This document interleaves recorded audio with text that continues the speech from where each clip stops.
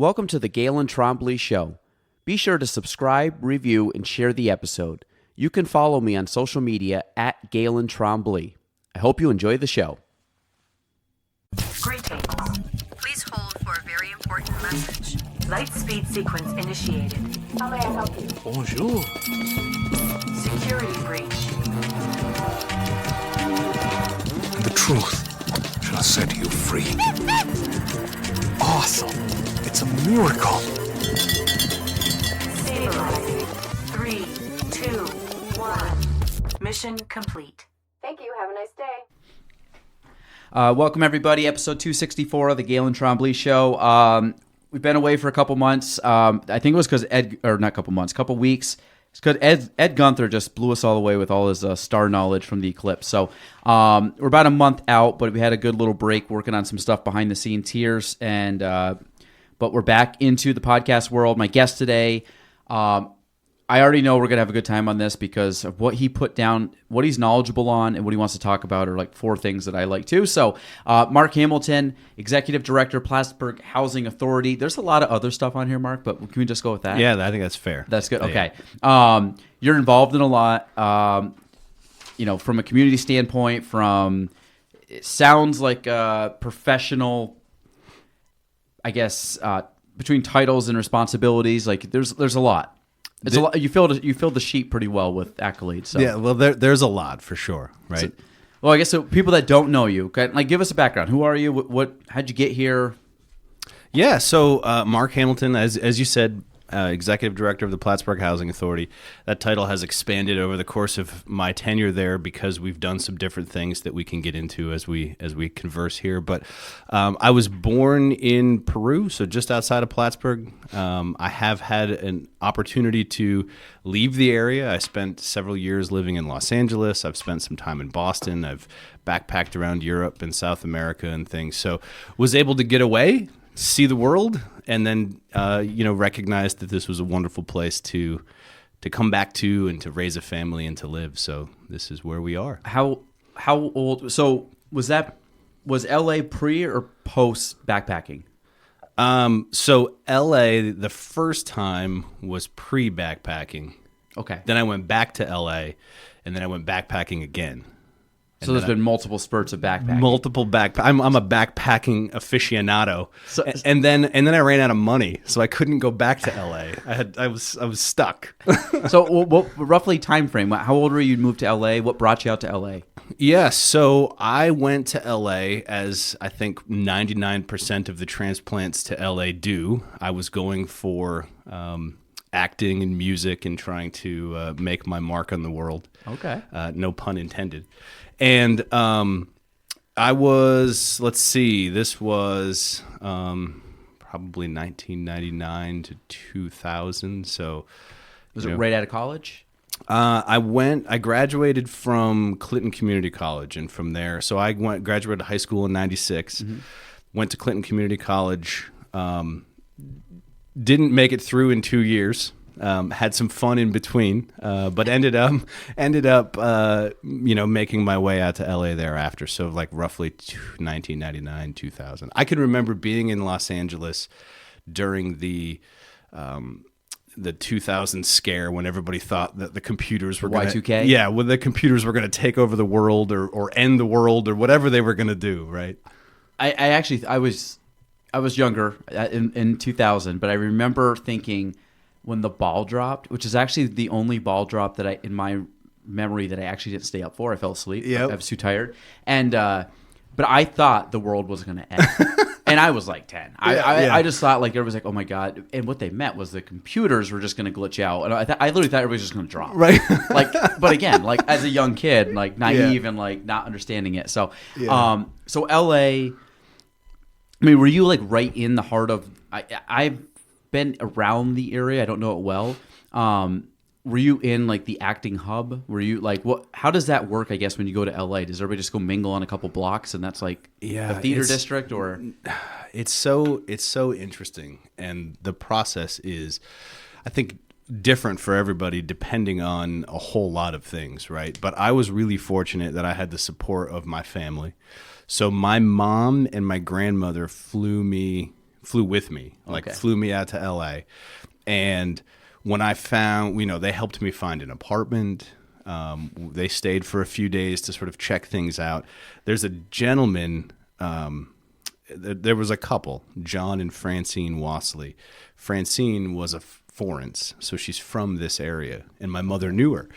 So, before I moved out or before we headed out, she made contact and was like, hey, my son's moving. Can you guys help? Can you do whatever? And John, her husband, was like a guardian angel of sorts. I mean, this guy was,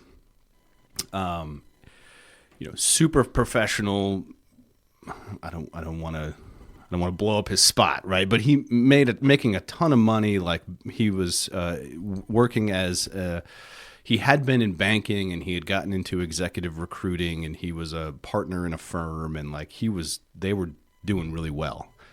But he got up at 1, 2 in the morning and drove around different parts where we were looking at apartments to see what life was like, and I guess how dangerous it might be. Night, yeah, like at 1 or 2 in the morning, right? Yeah. So like that's a pretty good guy. Yeah. So I was really fortunate that I got set up, stabilized with a good support system when I first moved out there. But I moved out, and I'll never forget it. I had an apartment on North Poinsettia Place, just off from Sunset Boulevard, and 1 block to the Walk of Fame, the Hollywood Walk of Fame. So my first job out there was working for a not-for-profit called My Friend's Place, which was basically a place where homeless youth could go in the middle of the day. They would give them lunch. There was a doctor on site, etc. And I walked from my apartment down the Walk of Fame to my friend's place every day, and it was So that was just the commute. Yeah, and the commute, right? So for a kid from Peru, New York, right, to get up and walk down the Walk of Fame, walk by the Mann's Chinese Theater, it was just really cool. I never took it for granted. It was always really neat.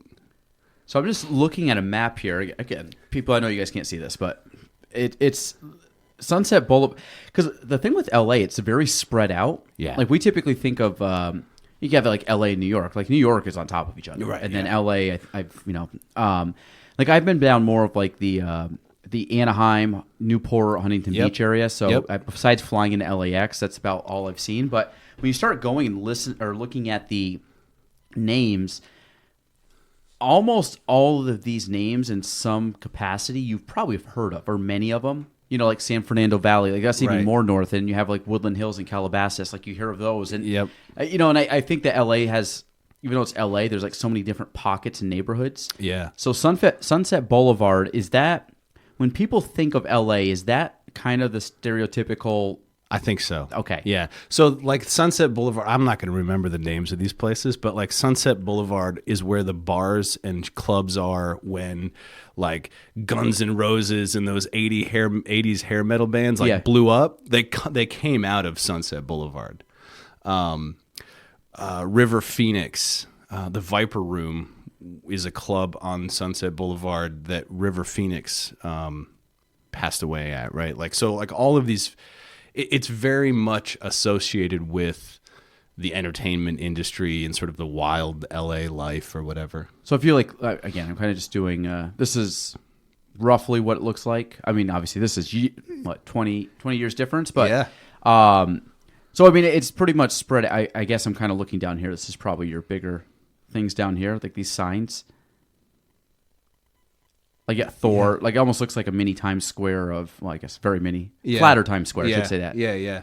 It's really, and it goes all the way to Santa Monica. Like it goes all the way to the ocean, to the beach. So when you go into acting, like what type of acting when you say music, was this singing? Was this playing? Was this both? No, it was more playing. So I had been playing the guitar and the piano and a few different things, and had been in some bands locally, and had, it's different, right? Like downtown Plattsburgh, there was this place called JC's Jazz Club, and they would have an open mic. Where was that located? It's where the Our House Bistro right in the place, corner. right on that corner. Yeah. Yeah. So like there would be, and it was a jazz club, and there would be guys, you know, like me and my buddies at like 15 would go in with our guitars, and there'd be some guy that would jump on the drums, and we would just play jazz and jam and have fun. It was really cool. Yeah. And it probably gave all of us like this confidence, right? That we could just go somewhere and just do it. I ended up going to Boston for a summer program at the Berklee School of Music. Yeah. And I mean, I was like, if you could rate guitar players from like the best to the worst, Yeah. you'd go to the worst, and then like 10 levels down was me, right? Like these guys were incredible. Yeah. Guys and girls were absolutely incredible. But I could like play with them and hang out with them, and like I could, you know, they would do riffs and lead things that I couldn't do, but I could also do some stuff that sounded fine with them, right? And so there was this sense of confidence, I guess, that grew to the point that I was like, I got to try, Yeah. you know? So when you, I guess moving out, so like that's something I never did, and you know, there's some people that never do it, probably because it's scary, the unknown. But you know, and like you said, you had a good support system. But you going out, I guess, what would you, if someone was in that position, saying, because you were young, so it was kind of like go out, get the experience. You didn't have anything kind of holding you back. I mean, you had probably your parents, my family and friends and stuff, but you didn't have your own family and things. Right. And so you had, you know, when you're younger, you have more of an opportunity to go out and have riskier situations and kind of try stuff. And I think everybody should. I think that's something, you were talking about kids before we came on, but like that's something I hope to instill in my kids of like, if you want to chase something or do it, like go do it. And then if you don't like it, come back, but don't just go into work. That's one of the things I probably wish I didn't do, even though I've benefited from some of it. I got into working at like 20 years old. I think I got my license at 20, and I've been doing this for about 15 years now.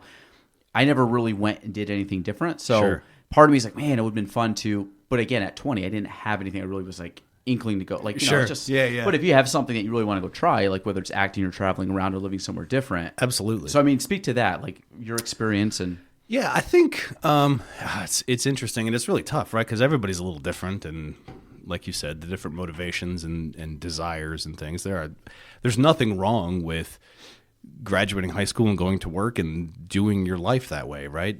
But for some people, and I'm one of those people, I needed to experience things and to try different things. In fact, you know, I think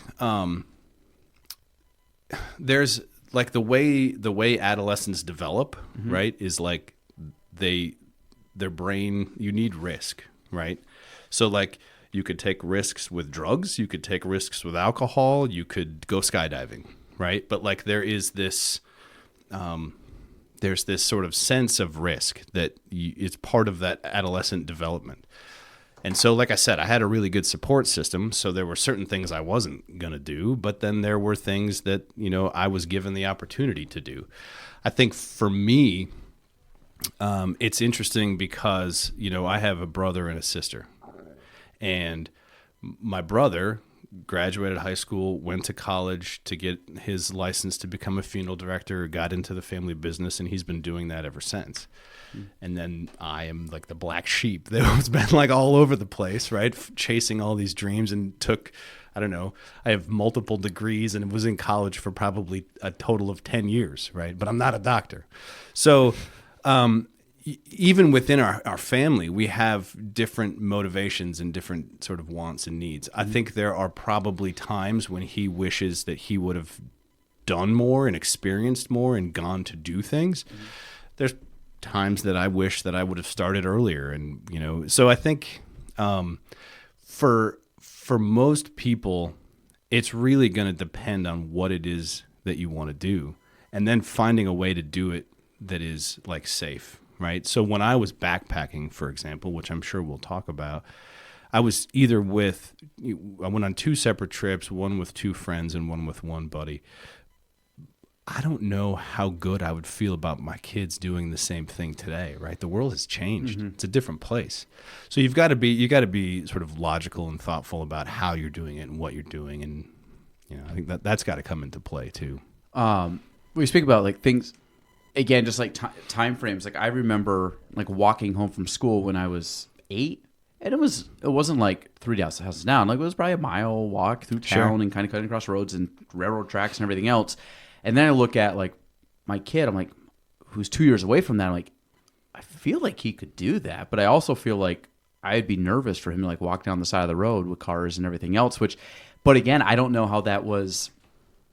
Like back then, it wasn't even like just stay home and go home by yourself at 8 years old and walk home and just chill and be by yourself for an hour before parents got home and and just like little things like that. But again, it comes back to, like you said, just the advancement in the world and the advancement in, I don't know if it's technology. I don't know. I don't know what it is, but it's funny how like a generation removed, it's like a totally different world than what we lived in. And from us to our parents, from our parents to our grandparents, it's like for sure big jumps. And if you think about like your kids, for example, you could throw a phone in their backpack and trace them. You could track them everywhere they go, right? There's apps for everything.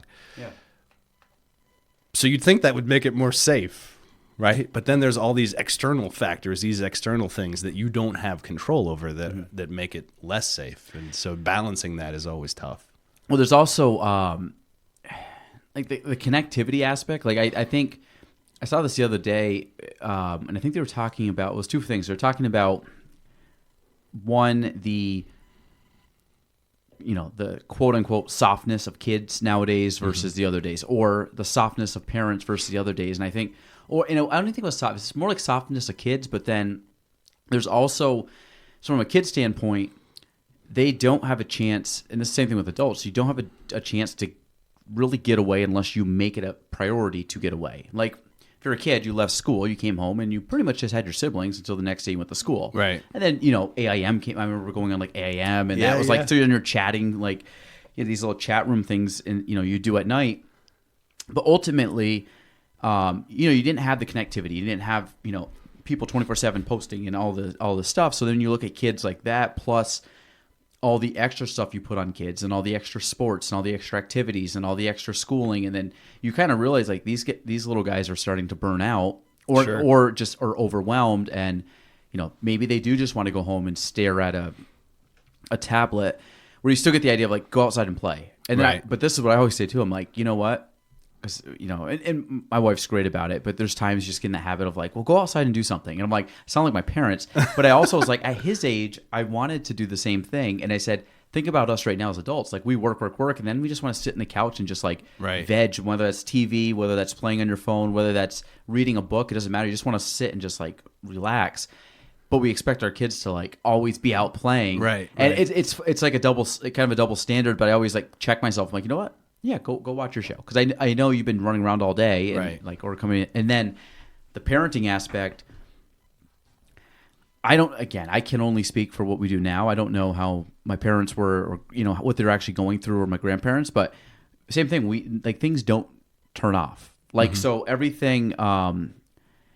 Like we leave work and people can still reach us. Right. And then you're like, go, go, go. So then you're trying to like compartmentalize like life that doesn't really have that anymore. It's like everything's just blended. And then you're trying to answer an email while you're making dinner and the kid's yelling in the background, right? Like, and you're trying to, and I've gotten better at trying to like, okay, this is work time, this is family time, this is response time, and you try to balance around, but you still get I think anybody that works, especially, it sounds like you obviously are, both involve business and family, that it's really trying to block them. So you, like you said, you're not on the phone while your kid's trying to show you something. So I'm really like, put my phone away, hang out, go back. But it's tough because it always weighs on your mind. And then like if you, in my thing, like you answer a call or a text or something, and I'm like, God, does my kid think I'm like terrible because I'm not watching them color for 10 hours? And not that I do that, but that goes in your head of like, I think it goes into a lot of people and they don't talk about it, but it's like, you get sucked into these little thoughts of like, I'm letting my kid down because I'm not giving 100% focus all the time. But then like you also can't. But it's like, it's that balance. But it's also, I think, juggling more today is tougher than it was. Like, I think kids today juggle more than I juggled when I was a kid. Sure. And then I think adults are the same. Yeah, and I think added to that, right, is yes, they have access. They have access to things, right? They have access to information. They have access to their friends. You mentioned AIM, right? And it may have started there, right? And it's now there's video chats and FaceTime and whatever. And what I try, what I consistently try to get my kids to understand is that there is a level of facade in all of that, right? Like, kid, Johnny or Jenny down the road may come home from school, be sad, cry, not have food, whatever, then get on her FaceTime and, smile and play nice. Yeah, And, you know what I mean? peacock Like, and- yeah. yeah. And you never really see what's behind it, right? Like, people may post videos on YouTube or on TikTok or whatever Instagram, whatever it is, but you don't really see what's behind it. And so Yeah. I try to just get them to understand that, like, there's a story behind it. This may look wonderful. They may look like their life is perfect. Mm-hmm. We don't really know what's happening or what's going on, Yeah. or if they look, sometimes people will post the opposite type of video where they're, expressing their sadness or the depression or whatever. And, again, we just don't know what's behind it. Right. And then I try to take that as a lesson and move it to, like, school, right? Mm-hmm. Like, you may see the kid in class who nobody talks to, right? But you don't know what he's going through, what his home life is like, or what, there's all of these other things. And I think one of the things that I was fortunate to learn from my family, we had a family business, right? We had a funeral home. And so we were very much people person, and we were very much, putting out a good face in the public and all of that, because we had a business to make sure and promote, I guess, or at least, have out there. My kids don't have that, right? So I try to sort of give them that information, that perspective, in a similar way to the way that I got it. But there's always stories behind all these things. So yeah, you have access to everything. Some of it is legit and genuine, and some of it's not, right? And deciphering between the two is near impossible. Well, it's a highlight reel, and like Yeah. you see it for so many people, and you see people post the good, and then you also go through like I really try not to spend much time on social media, because do I?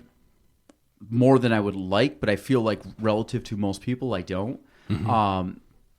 But the thing is, if you look at, like, I often find, people on Facebook, if they're projecting something that is a lot on Facebook that is like, oh my God, they seem perfect. Unfortunately, oftentimes it's the exact opposite privately. Sure. And, and I think you can kind of smoke that out, that a lot of people need the reassurance. They need to post. And if they've gone through some stuff in their life that's hard to get over, whether it's a divorce, whether someone died, whether it's, like these trauma things that happen that sticks with you. And then you have to have that external validation.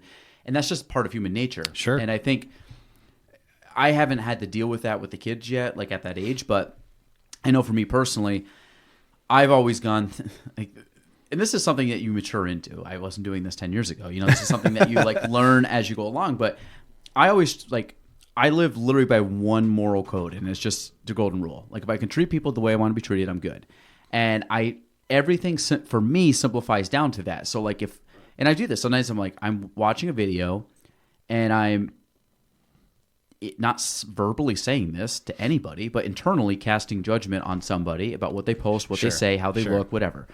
And it's human nature, is that I think we all do. And I'm not going to go out and I wouldn't bash someone or say it, but I also catch myself and I'm like, stop doing that. Internally, it doesn't matter. And I said, it doesn't matter if you agree with them, because it's not your life and they can do whatever. Like, you could go out and do something. I'm like, I wouldn't have done what Mark did, but I'm like, I don't care. I'm not Mark. Right. I'm like, but it's not like, Let's watch Mark deal with that. well, that's the thing. So I'm like, as long as I'm doing what I can and being nice of what I can control, and that's like, and I try to lead or I try to show my kids stuff, but I let them do their own thing. Mm-hmm. And then, if I think it's dangerous, it's more of like, hey, this might be dangerous. But I'm also like, why don't you jump off that? Yeah. Why don't you figure that out for yourself? Yeah.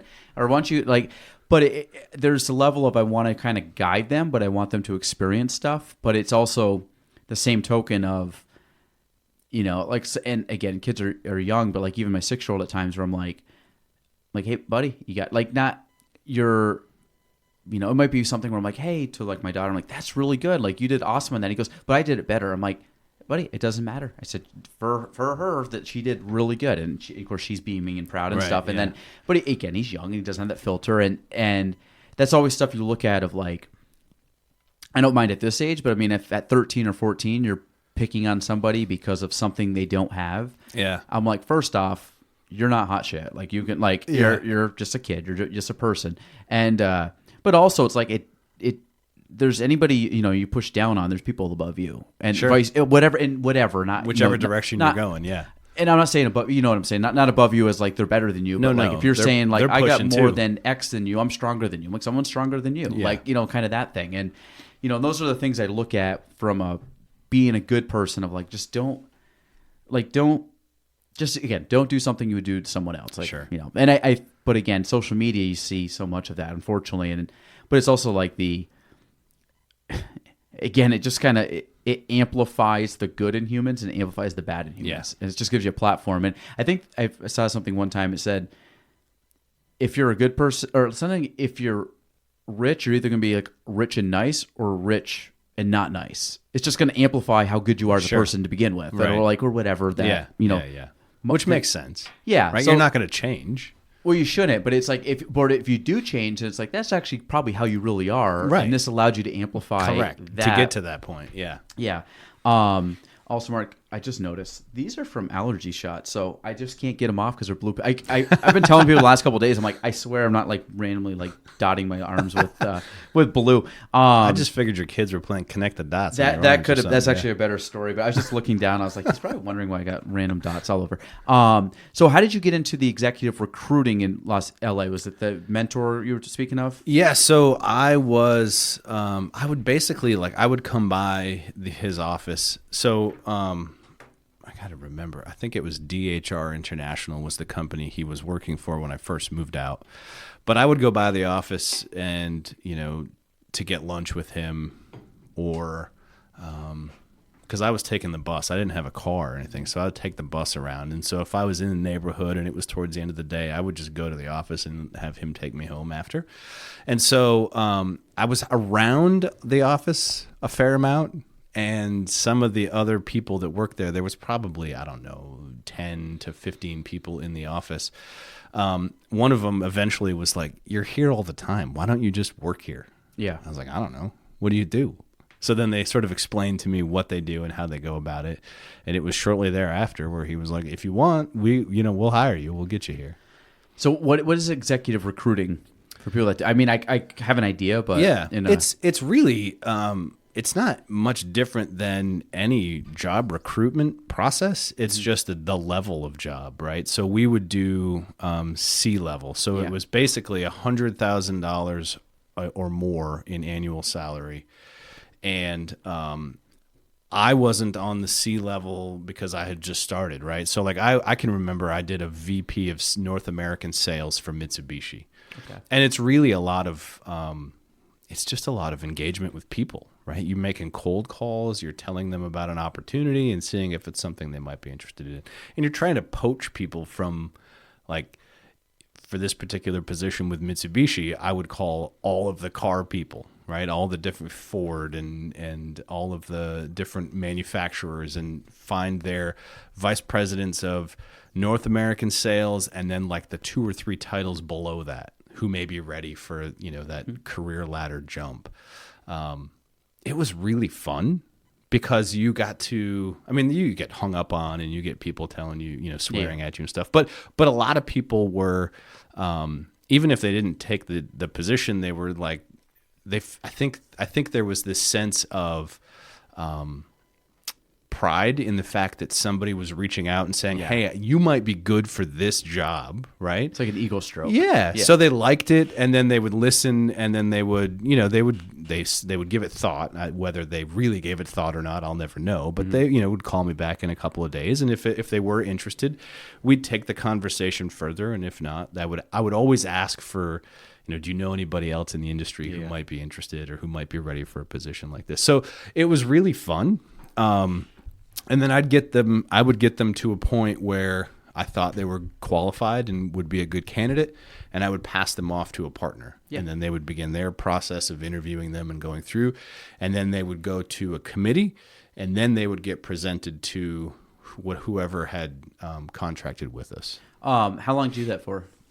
The first bout I did probably for about a year and a half.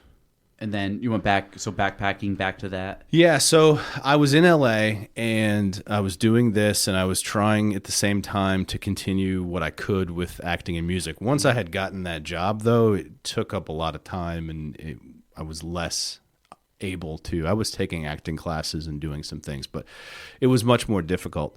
So I ended up talking to my parents and thought maybe I'd come back to home. I was going to go to college, and it was like, well, I can go to college out here and pay a bunch of money and pay rent and all that, or I can go home, live at home, save money, and go to SUNY Plattsburgh. So that's what I did. So I came home and went through, I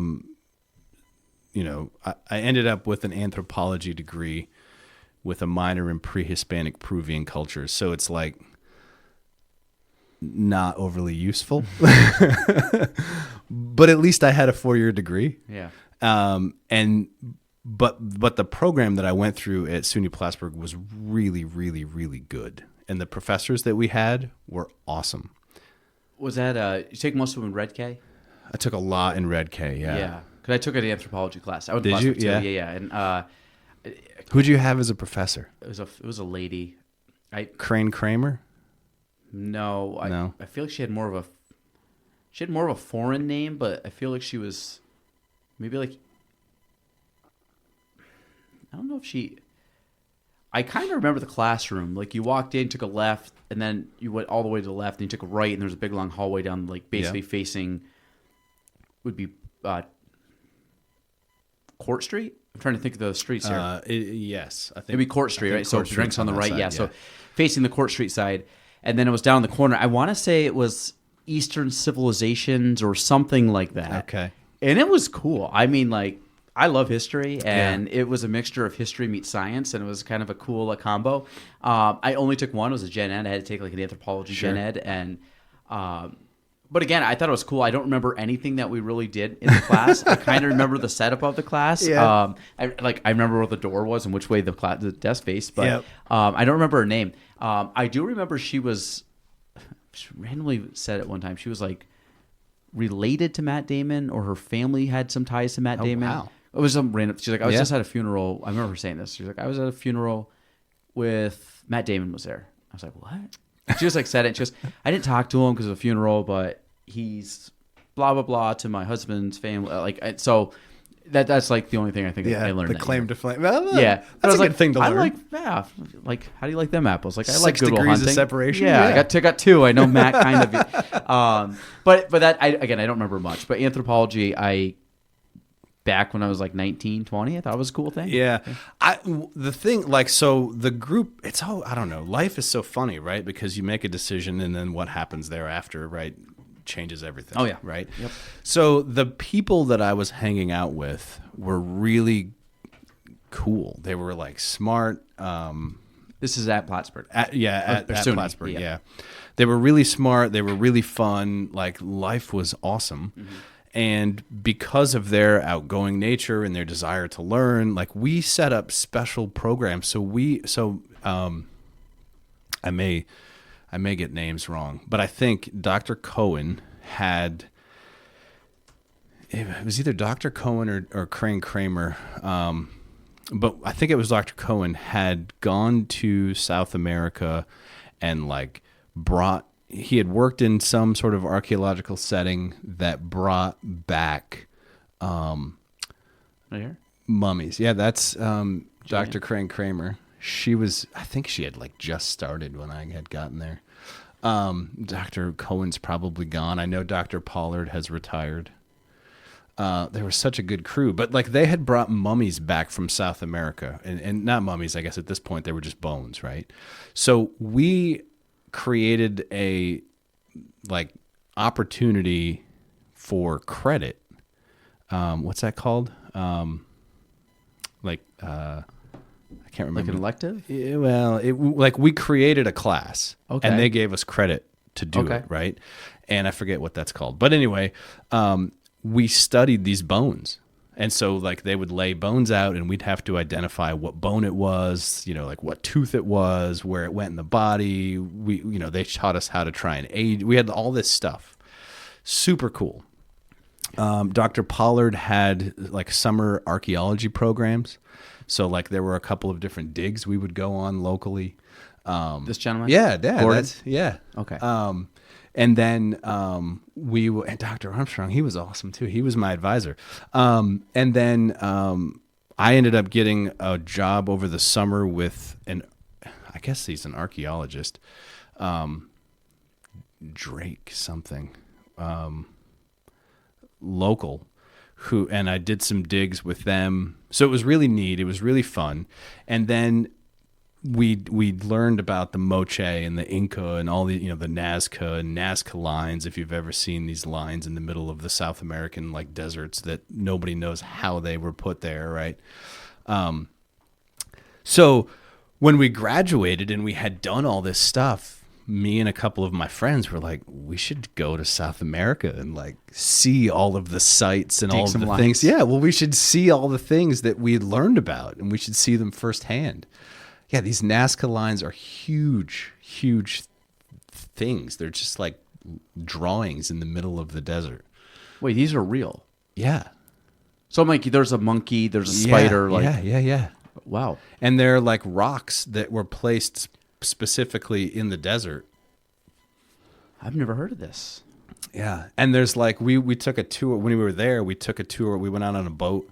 And like you go out and you can see there's a couple of like hillsides or small mountains that have these lines in them. So we took a helicopter and we flew over them because they're huge and you can't see them when you're standing at them, right? Like, It's like a corn maze. Yeah, right. Yeah. It's super cool. So we spent several months backpacking around Peru. We went. We saw like Moche civilizations, Incan civilizations. We went to Cuzco. We hiked to Machu Picchu. We spent a week in the jungle on the Amazon River. It was really cool. So I guess those Nazca lines. How were those made? I'm gonna get this wrong. I don't know that anybody knows for certain, right? But they're basically, because it looks like the rocks were placed in a specific pattern to show whatever they were showing, the monkey, the spider, whatever thing. Hummingbird is one, I think. So, however, there's nothing around it that shows like disturbance, right? There's nothing that shows like somebody walked in and moved a rock and then moved away. Plus, they've been there for like hundreds of years. So like, nobody really knows. I don't believe. I feel like you got to go like really. Oh, Nazca. Oh, there we go. So they're just in one area. Correct. Yeah. Which would make sense because people aren't like traveling back in those days. People aren't right backpacking across. Right. Yeah. So Nazca line. So it's all just, and this is all desert. It looks like kind of mountainous too. Yeah, there are. I mean, they're not mountains like the Adirondacks, but like there's like hills, mountains. I think like Machu Picchu, like kind of like that's mountains. Yeah, so that's in the middle of the Andes Mountains, which is obviously one of the more famous mountain ranges in the world. Wow, that's crazy. Yeah, these ancient giant. So when you look at I'm looking at geoglyphs. Just these lines in general. So this was 500 BC, 500 AD.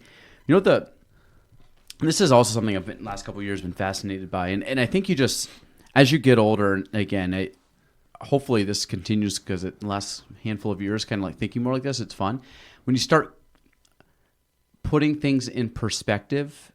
That history is so, in our eyes, so long, but it's not. It's a drop in the bucket. Nothing. Yeah. And I was thinking the other day when you had, or not the other day, a month ago when we had the eclipse.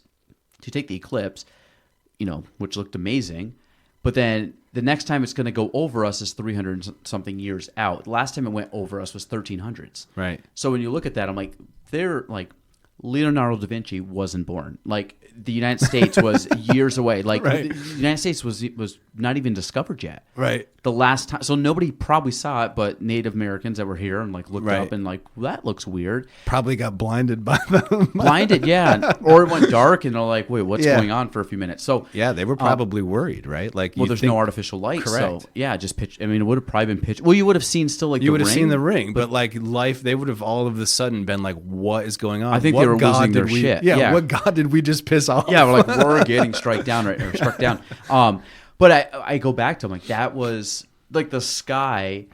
I know this sounds like people are like, well, duh, but if you actually like think about it, I'm like, what we see in the stars, what we see the moon, what we see as like, just take the moon. Every human being that's ever lived has looked at the same moon. Right. And you're like, well, yeah, that makes sense. But then when you actually think about it, like, oh yeah, I guess like Right. King Tut was like looking at the moon every night, like but it's weird when you kind of break it down because it's very like civilization is so new, and then you start when you said like the bones were a few 3,000 years old, like Yeah. that's not that in history. That's a a millisecond. And like for us, we're like, oh my God, that's so long ago. Right, But yeah. it's like it's such a weird concept that they're still Yeah. digging bones from thousands of years ago, stuck in ice and stuck in like Right. glacier periods. And Yeah, there's I don't remember where. It wasn't Machu Picchu. I don't remember where it was.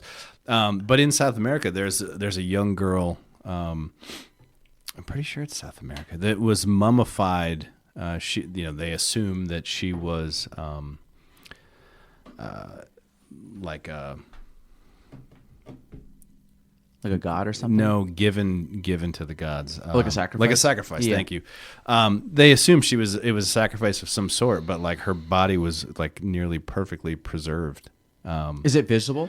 Yeah, like if you find young Andy's girl, young Andy's mummy, maybe, I don't know. That's it. Mummy Juanita. That's her? Yeah. She's an Incan mummy. So we learned about the Inca. That's, one of the civilizations that we learned about in that program. But I mean, like, look at how she was preserved. This is it. Yeah. Like that's a person from the Inca civilization. I mean, you were in a funeral home. Is was it formaldehyde? Like, what are they preserving? Yeah, yeah. Is that what they're doing? Kind of, or no? Well, There's got to be no air around. I'm assuming. yeah. So like, I can't remember the exact Almost like a vacuum? parameters. Yeah, like I think she was frozen when they found her. So the freezing of it stopped any decay, really. That's wild. You don't know how old that was? I don't remember. No, it's been so long since I've like. Wow. Because there's something I saw recently. I want to say it's in France. I had Father Ted on, and Father Ted was speaking of it, and I think it was or maybe it was Mexico. There's this. It's a saint who I think is from the 1800s that is like in a glass tomb, and you can just walk and see her in the church. Yeah. But she's just sitting there, and it's like everything looks like you would see at an open casket. Yeah. And That's wild. but it's like, I mean, there you're probably pushing almost 200 years. Right. And of course, the people are just smaller back then, and now we're whatever causes us to be a little bit bigger in stature now. But yeah, it's wild. I mean, I think especially when you can go back, 1400s. Human sacrifice to the Inca god sometime between 1400 and 14. Also, what's crazy is back then they're like, we're gonna kill someone as a sacrifice, and like they're probably like, it's probably not needed. Like, I'm not like, Well, and like, do you like? I'm putting yourself in that position, right? So like, you're going to be sacrificed to a god, or your kid is going to be sacrificed to Yeah. a god. Are you happy? Is this like a thing where you're like, wow, you're taking my child to give that to the god, or are you like, what? You're going to kill my kid? well, I read a lot of I like Stoic philosophy, and I like things, and a lot of this was 2,000 years ago now, and you Yeah. start looking at some of these people like, which scares me to death in today's world, but they all buried kids, and I was Sure. like, I couldn't even imagine. But back then, it was like, oh, we lost one of them, but like I don't know if that was their mindset. But it was like you have like these infant mortalities that were so prevalent back then that you kind of just expected if you're going to have 10 kids, like they're probably not going to make it. But that like nowadays is like catastrophic, and back then was it just like, oh, it was part of the like I'm daily, sad, but like it happens, and I like. But basically, like, odds are it's going to happen to almost everybody, and then you just move on. Right. So it must have been at that level where they just. It's kind of like a mental thing. Like nothing changes, just how we react to it. But their expectation is that's common. Yeah. So yeah, I just wonder like if you're because like there's probably I get it, right? Like there's probably this sort of understanding that like we're all going to die. And some of our kids die when they're young, some grow, but everybody's, like there's this, I'm sure there's this very real understanding of life and death. But like to have your child selected to be sacrificed to a god, like is that, are you happy? Are you excited that your family was chosen to, or are you like, I don't really think I want you to do that? Yeah, you know what I mean? That could be considered a status thing back then. Right. Like, like oh, wow, who knows, that family, they got the sacrifice. Yeah. But again, it's like even if, I mean, unfortunately, we're still seeing it today in the world, but like just the amount of like, I know it's a hot button topic for people. I'm just saying like violence in general. Mm-hmm. Like I was thinking the other day, I was like, all the problems in the world would be solved if people just were just nice. Yeah, just be nice, right? Just be chill. Like, don't get rubbed the wrong way that someone doesn't believe in what you... I'm like, it's like politics and religion and stuff. I'm like, but if it's not affecting you, just chill. Like, who cares? Like, we all have our own brain. Let us think. But when you think about it in history, like, it goes all the way back to... Like, that was a thing. Like, we're just going to slaughter them because we don't like them. And I'm like, that just seems kind of weird to me. Like, you could just ignore them and go do your own thing. It's like, I feel like what I try to show my young children to do, if like, hey, they're bothering you, just go in the other room. Like, it's fine. Like, go play something else. And it will be solved. I promise it will be solved. But they're like, no, I'm going to go back at him and yell at him again and get him more agitated. I'm like, you're just going to piss him off. He's going to hit you. Like, you're going to live and learn. But I can see where this is going. But it's just like, but it's funny because we see that.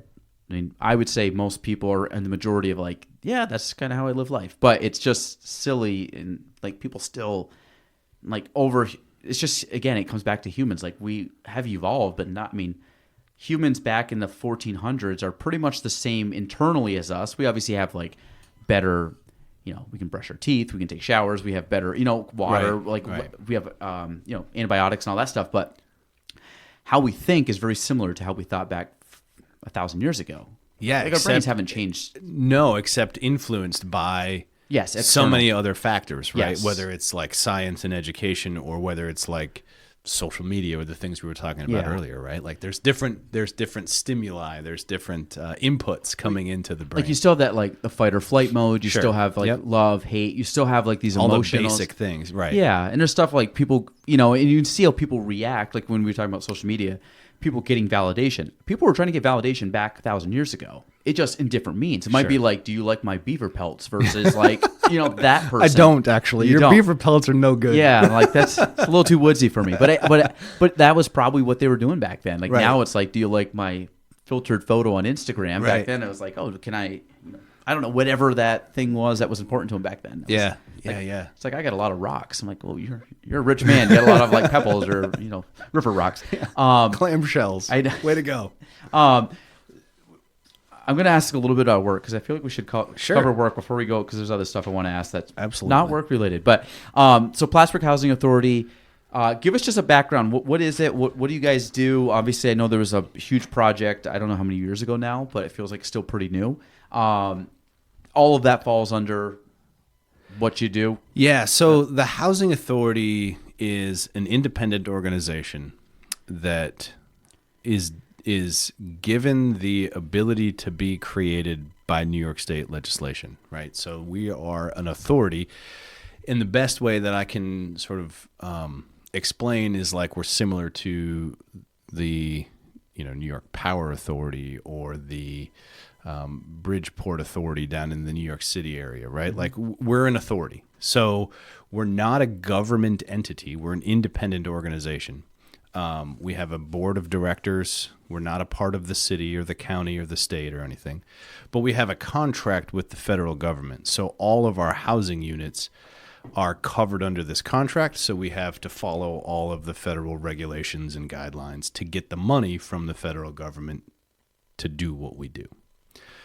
So No, so like so I get what's like, who do you help? What services are there? Yeah. Like in that kind so of regard? so we're this independent organization, and we created a cooperation agreement with the city to be sort of created in, I think it was 1951. Our first housing was completed in 1953. So since the mid 50s, let's call it, we have provided public housing to the community. Public housing is it's income-based housing, right? So you have to, as a family, you have to qualify. Your income can't exceed a specific amount. And then if you qualify, your rent is based on your income. So for a lot of people that don't have income, it's really one of the only ways that they can afford rent, right? We have renters who don't pay rent, right? So like the minimum rent is $50, and then there's a utility allowance because they get the utilities put in their name, right? So like, let's say the minimum rent is $50. They live in a 3-bedroom unit and the utility allowance is $60. The utility allowance is $60 minus the $50. They don't pay rent, right? So like that family wouldn't be able to afford a market rate rent anywhere. So that's one service that we provide. We have 601 public housing units, and with that, we provide 24-hour emergency maintenance. We have a youth center. We have the Ted K Center, which does an awesome job of providing all kinds of supports and programs for the kids that we can get into if you want. We connect with all of the community services. So, whether it's, I don't know, I can't name them all, right? But BHSN and NAMI and social services and all of the different agencies in the community, JCEO, that provide services, whether it's financial services or, counseling services or whatever support, we try to connect our families to those services to support them. So regarding, and when you said back in the 50s, has this this has been continuous since the 50s? Yeah, so there's been developments that have, so we have 601 units of public housing now. We started with, I think, 150. And then that was the first development. And then the next development, I don't remember, was maybe 50. Each development, we have 3 high-rises that are dedicated to seniors. So there's 220 of the 601 are just senior dedicated units. Those come with sort of different amenities, right? We have a senior coordinator who will work with families and residents to get services and healthcare or whatever is needed. We have activities. We bring different organizations in for activities. One of our sites has the nutrition program, so there's like lunch every day during the week that our residents can have, and they have activities and things. So there's a different set of amenities for those seniors. And we'll sometimes bring the youth center. We'll bring kids to do stuff and programs with the seniors. Do you, in the 601, does that include private apartments? So that's above and beyond. Correct. Yeah. Okay. So that's public housing, right? And then we have 195 units or vouchers through what is commonly referred to as HUD, often referred to as Section 8, but is really the Housing Choice Voucher Program. And that program is where a market rate landlord will accept a tenant that has a voucher. So they still pay 30% of their income in rent, but the voucher pays the difference to make that market rate rent. So in total, you're dealing with roughly about 800 units. Yep, Between just public and between in Section 8. And then we have 25 VASH vouchers, which are basically the same as the Section 8 vouchers, the HUD vouchers, but they're specific to homeless veterans. Okay. Oh, cool. And then we manage a portfolio of other properties. I think I read you have about 35 I mean, that number Yep. might have changed by now, but 35 or so people that work. Yep. And are you kind of the head of all of that? Yes. Okay. And what's a day-to-day, week-to-week? You probably don't work a set schedule. It's probably all over the place. But like, kind of what's a typical, day in the life of Mark? Yeah. So I wake up at like 5 to 5:30 in the morning, and I get on the computer and I start answering emails and sort of setting my day up. From home, I will, like I said, I'll respond to some emails, or I'll email myself a list of things or documents that I need to begin to work on, right? So that when I can get into the office, I've already started the day and I can hit the ground running. My door is, I'm one of those people where my door is always open. So I have a lot of my team will come to me with issues and concerns, and, because in the industry that you're in and owning property, like we manage 1,000 units in total. And we have, I don't even know if I've ever counted, but we probably have 100 buildings that we have to manage. There's always something going, like there's always a set of tenants that are having issues. There's always buildings that have issues, right? You know what I mean? Like, so there's always something. Yep. And so my door is always open, and much of my day is working with the team to put out these various fires. And then late in the day, afternoon, I start to work on the things that I need to get done, the reporting to HUD or the working within the community. We have, over the course of the last, so in 2020 to 2023, from October of 20 to October of 23, our assets under management grew by $42 million. We started managing more properties, taking over the management of various properties. We even manage a place in Malone now. Okay. So we've gone outside of Clinton County at this point. First time ever? First time ever. Okay. So we are growing, and so that growth comes from a series of things. Opportunity, obviously, but it's also sort of networking and being available and having conversations. So a lot of what I do is that, right? It's having conversations with different property owners or with municipalities about what we can do, what are the needs in the community, how we can help to address those needs. We've developed a set of programs that have been born out of those conversations. So a lot of what I do during the day is dealing with my team and the issues that are happening.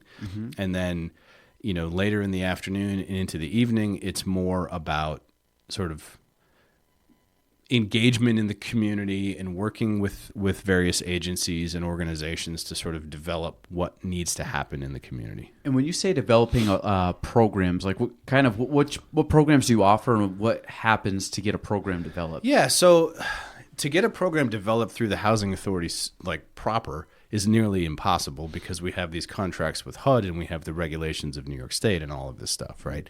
So we developed a not-for-profit called Plattsburgh Community Housing, and we use that to develop a lot of the programs. And I'll give you an example, right? The housing authority we receive applications. I think just since January 1st, our public housing program has received about 170 applications. So we're constantly getting applications, right? And we were getting applications, and a lot of applications from homeless families that had kids. And through our networking and our conversations and our knowledge of what's happening in the community, we know that most of those families are being put up in like motel settings, which are not ideal. And then we begin to think, well, gosh, you have a family with maybe one parent and a couple of kids. Kids are different ages. They're in one room at a motel. Who knows what their neighbor is like, right? They're going to school, coming home. Where are they doing their homework? What are they eating for dinner? Who's going to bed when, right? Like the young kid is going to bed at the same time as the adult. Yeah. What does that look like, right? So what can we do to help that scenario, right? We can't wave a magic wand and change everything, but like, where can we make an imprint and see if something else might work better? So through that not-for-profit, we bought a duplex in the city, and we contracted with social services to house homeless families there. So now, at least every night, there's 2 families that are in a traditional apartment setting with a kitchen table, bedrooms, to help that adjustment, right? So like that's an example where we'll identify a need and we'll work within the community to see like how we can help, and then we'll try it. If it works, great. If not, we'll scrap it and do something else, right? Like it doesn't have to be set in stone. So like the duplex thing, is that something that would be like the people that go stay there? Is that extended stays? Is that a night or two and then they're out and someone new comes in? Yeah, so it's extended. It's temporary. Yeah. It's not meant to be permanent, but it's permanent until they find permanent housing, right? So like when they get a chance to get in there, they can stay until they find permanent housing, as long as they're working with social services, right? So social services has their own requirements and their own things that families have to do to stay in good standing. And as long as they're doing that, they can stay there. What so I guess what's your vacancy rate? I mean, is it almost next to nothing? Yeah, so it's actually we have more vacancy now than we've ever had. Okay. And it's like 97% Is that occupancy. Is it because people can't qualify, like would need it but can't qualify for it? No. A lot of the issues that we're dealing with now are, I'll say, unintended consequences of decisions that were made during the pandemic. Okay. We're still evicting families that didn't pay rent during the pandemic. Now, when they become vacant, are they filled quickly, or do some of these need repairs before they're turned back over, or is it? Yeah, I mean, each vacancy is a little different. Generally, we try to get maintenance to turn them around between 10 and 15 days. But there's a lot of nuance and caveats to that, right? So, like, I mean, as a property owner in New York State, if a family leaves their stuff, you have to store it. Yeah, isn't it like for a month or something? Well, the actual regulation says for a reasonable amount of time. Okay. I think everybody has agreed like 30 days is reasonable, Yeah. right? So if you do it for 30 days, it's sort of like you're safe. But the state legislation actually doesn't give you a time frame, which is typical of New York State, right? Like, yeah. So, nonetheless, so like we can't get maintenance. So we can't get maintenance to go in and turn it around if we have to store it for 30 days because we just leave it right there. For us to remove those items and store them someplace else and then remove them again when they don't come to pick them up, it's just not worth that, right? Like we have too many other things that we can be doing. So we try to get things turned over. If a unit gets brought back to us or given back to us in decent condition, within a 10 to 15 day period, we can have it turned around. And we have a waiting list of families. So, we just begin to go down that waiting list. I mean, again, being in real estate, I've never seen the inventory as low as it is now. Yep. Do you guys find the same for, like, if you could wave a magic wand, like say you get a waiting list, like how many more units would he hit basically market equilibrium or market? Yeah. So we did it. There was a market study that we did, I don't know, probably 3 or 4 years ago. And at the time, it was about 100 units that the market, that our community, and by our community, I think it was Clinton County, but that Clinton County needed about 100 units of affordable housing like that to meet the actual demand of the county. Yeah. And I mean, home-wise, like right now, we're hovering around 100 units residentially in Clinton County actively for sale at a given time. Yeah. Which is not a lot. And I always tell people, I'm like, that is from $0 up to infinity. Sure. Now, realistically, that's 30,000 to maybe 1 mil. Like that's basically the range. And that is every nook and cranny of the county. Yeah. So like if you're looking for, a $300,000 home in the Peru school district, let's take 100 and let's limit that down to like 2 or 3. Yeah. So it ends up being like these really, and I think when you said 100, I mean, housing in general, and this I think is also apartments in general, just housing, you could probably add easily 100 units to every 100 homes, 100, Sure. and Yeah. they would be filled. Yeah. You get a subdivision of 100 homes, Right. You're not going to have a hard time selling them. Yeah. Do you find so given that structure, right, where like people are looking for a home maybe in the Peru district, there's only a couple available in that meet sort of what they want, or maybe they don't. It doesn't meet everything on their checklist, but most everything or whatever. Yep. Do you find, and I don't know, like, are people making bad decisions in your opinion? Like, are they buying homes they shouldn't buy, or are they giving up things that they really wanted? Like, given what's out there, how do you feel like that's going? I mean, you're always going to make concessions as a homeowner, like a home shopper. Sure.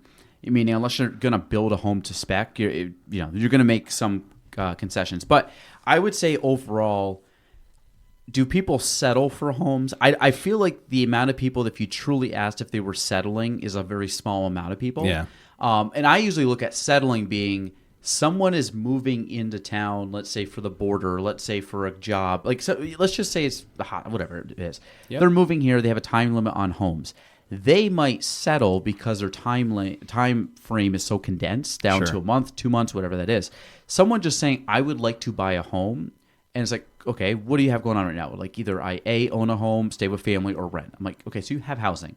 So it's a want, not a need. Sure. So, and I'm sure you guys talk in that kind of that language too, but the people that I would think settle are limited. I think people could say they settled, but I think if they do, it's kind of more shame on them because they're impatient and want to get in, which I get it. But it's also, if people can be patient, you'll find the home you want. It might not happen in the next 2 months. It could be 9 months. But again, in the grand scheme of life and your situation, like, I mean, just think about, we talked about COVID. COVID's 4 years ago. Right. It felt like it was last week. Yeah. You know? And pretty sure it was 10 minutes ago. yeah, exactly. We just took our masks off. And I think but you end up doing that. But you look at something like a year's a blink of an eye. 2 years from now, 3 years from now, you'd be like, oh my God, remember when we did X, Y, and Z? Right. Like I remember when we got this building and I lived here for 12 weeks, just like doing repairs and stuff. And now we've been in here for, that was well over a year ago. And I was like, it's like hard to even remember that, even though at the time I was like, oh my God, I got to get this done. Yeah. But now it's like, I moved on to the stuff. And so I think the hard part with housing,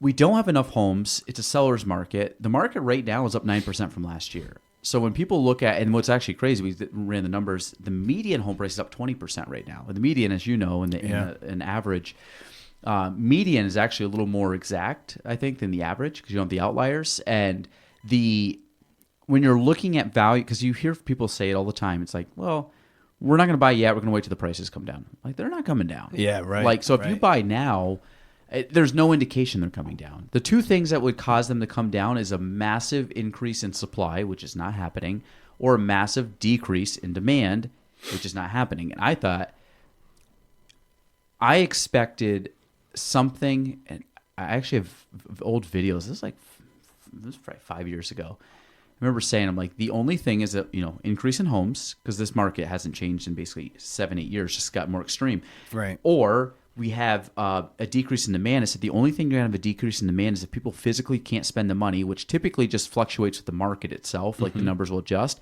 or something catastrophic happens that's outside of our industry that we are like, whoa, COVID happened. I was like, well, here it is. And what did COVID do? It basically was like, we're just going to put a cap on it. We're going to shake it up really quick and then pop the cork. And it got even more crazy. So I don't really know what to expect. We need more homes, but prices aren't going down. Did you expect, like, interest rates going up? Did you expect that would have more of an impact on the home market, or did you foresee that because limited inventory, it was not going to matter? Yeah, we're looking at that's the second part. So what happened is the interest rates going up. Unfortunately, real estate, kind of like anything, you hear the headlines of the news: interest rates, housing going down, blah blah blah. I'm like, interest rates don't cause pricing. Supply and demand causes pricing. Sure. Interest rates was meant to slow down the borrowing, and which it did. It slowed down the numbers slowed down the market for about 4 months. The numbers dipped slightly. I mean, they went down. I mean, average price point probably went down 0.5%. And ultimately what ended up happening was when the numbers dipped, it only dipped and slowed the market because both buyers and sellers are like, what the hell's going on? It's moving too quick. And what happened is once it stabilized, people were like, okay, now we're back in. Right. And it wasn't that they dropped because of the interest rates, in my opinion. They dropped because of the uncertainty of how quickly it was changing. Sure. We're like, it's too volatile right now to jump into buying or selling. And we saw both sides, even sellers. I'm like, it's a good time to sell. They're like, things are just too wild right now. And I said, I get it. And that was, I think, 2022. I'm trying to think when they had the big jump in interest rates. I think it was like over the summer of 2022. And we did see that, and then it just picked back up, towards the end of summer. But it's supply and demand. Yeah. And like now they have this thing coming out about, which people heard, like there's a settlement and this commission thing, and like who's paying commissions. And I've had to answer so many questions on that. I'm like, at the end of the day, it's similar to the interest rates, that what they're saying it's going to fix is actually not how the whole thing works, and it's not going to fix it. And it sounds good on paper, and it sounds good if you're like a seller, like, oh, I don't have to pay that. I'm like, yeah, but you don't see the economics down the road. They said it's going to hurt buyers. Buyers are the ones that are buying your home, and prices aren't just going to go down. What you're going to do is you're just going to eliminate a portion of the buyers. Right. You actually want all the buyers because your values go up because you have more demand. So it's going to cut the supply down, cut the demand down, but not enough to cut the demand where the prices go down. So instead, you actually are just kicking yourself and you're like shooting yourself in the foot because you want those people in to drive their prices up, where they're still going to be high. They're not going to like. I don't know where people think these prices are just going to now drop $50,000 on a house. I'm like, it's not happening. Right. So but again, I don't know how we're just in a housing shortage, but this is like the entire country, which is wild. Yeah, but it's it has nuts. to be, then it's trickled down of like supply chain, it's trickled down to resources, and it's trickled down into, I mean, as you can see, economics, it's like, well, how come it's so expensive? I'm like, well, cost of living has gone up, like across the board. And then it's like, well, my taxes. I'm like, well, how do you pay for the cost of living? It's through taxes. Like, it's this vicious cycle. So half of it is like spend more wisely. Like, it's like, it's just kind of like personal. Like I'm like, if governments and municipalities just spent like their home budgets, we would be doing much better. Sure. But they're like, it's not my money. We're splurging on it. I'm like, well, it's going to hurt your home. Like, you're not going to get the stuff you want at home because of this. But and it's interesting too, like housing, so regulated housing, right? So not real estate from the standpoint of like home buyers and sellers, right? But like affordable housing and development of affordable housing. And even landlords and renters, right? In New York State in 2019, there was a huge change in the tenant landlord laws, right? Yep. The Tenant Protection Act came into play. That we're seeing the impact of that on landlords now. In a variety of ways.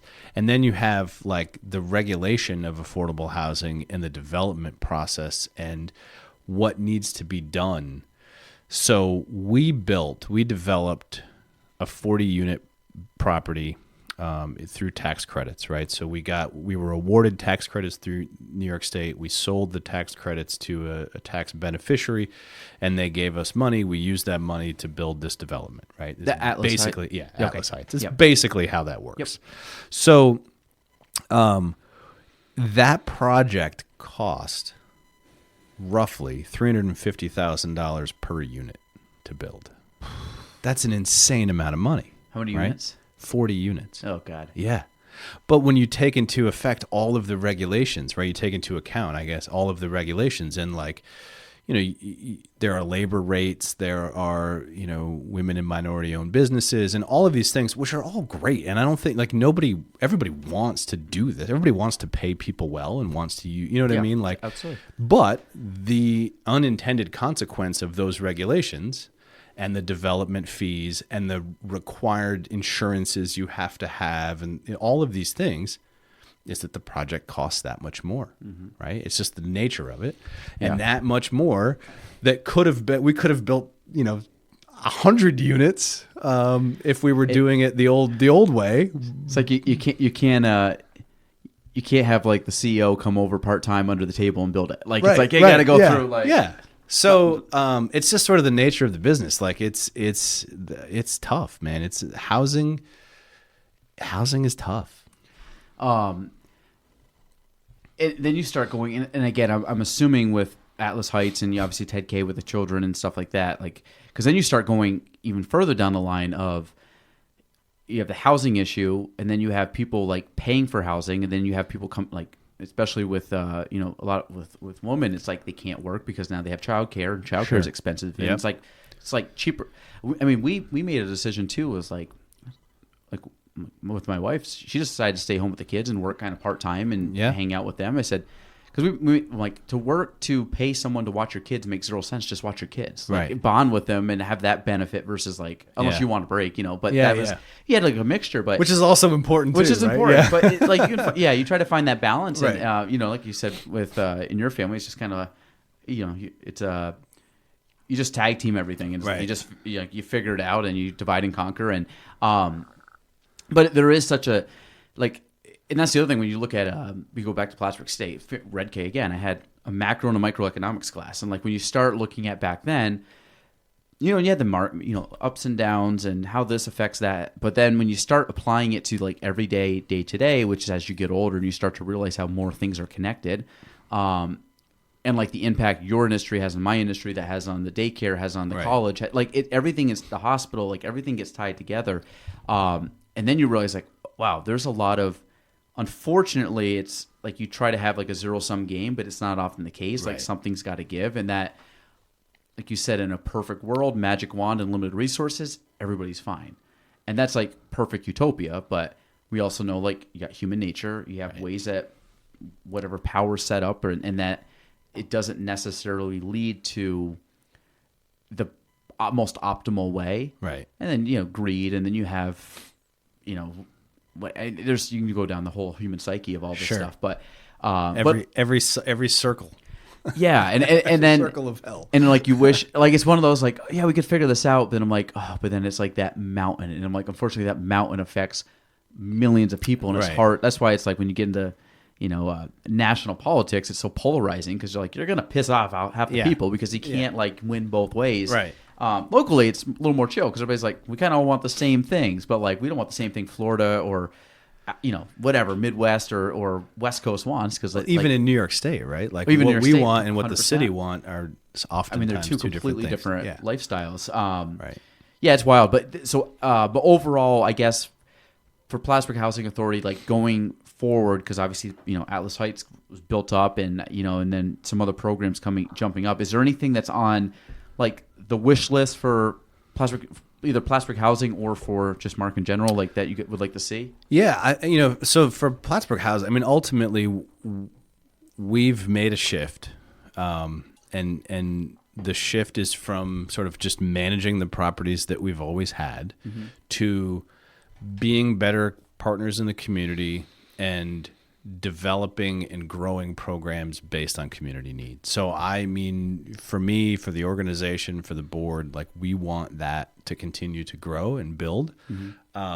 There are some specific programs that we want to get involved in and be able to offer.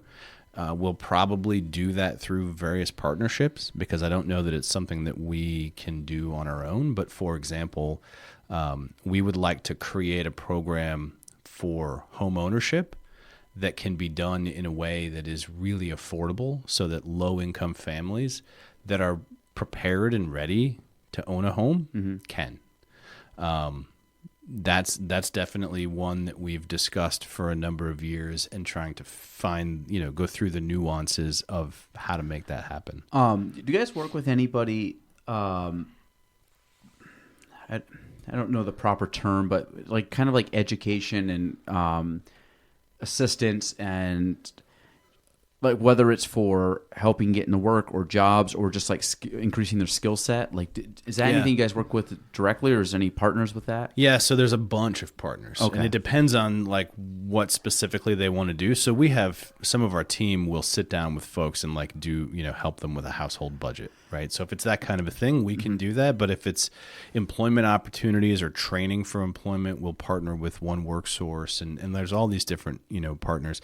If there's like, if we have a family who's interested in owning a home, and we would partner with HAPEC to provide home ownership education programs, right? So that, so there's all these different, it depends on what the need is.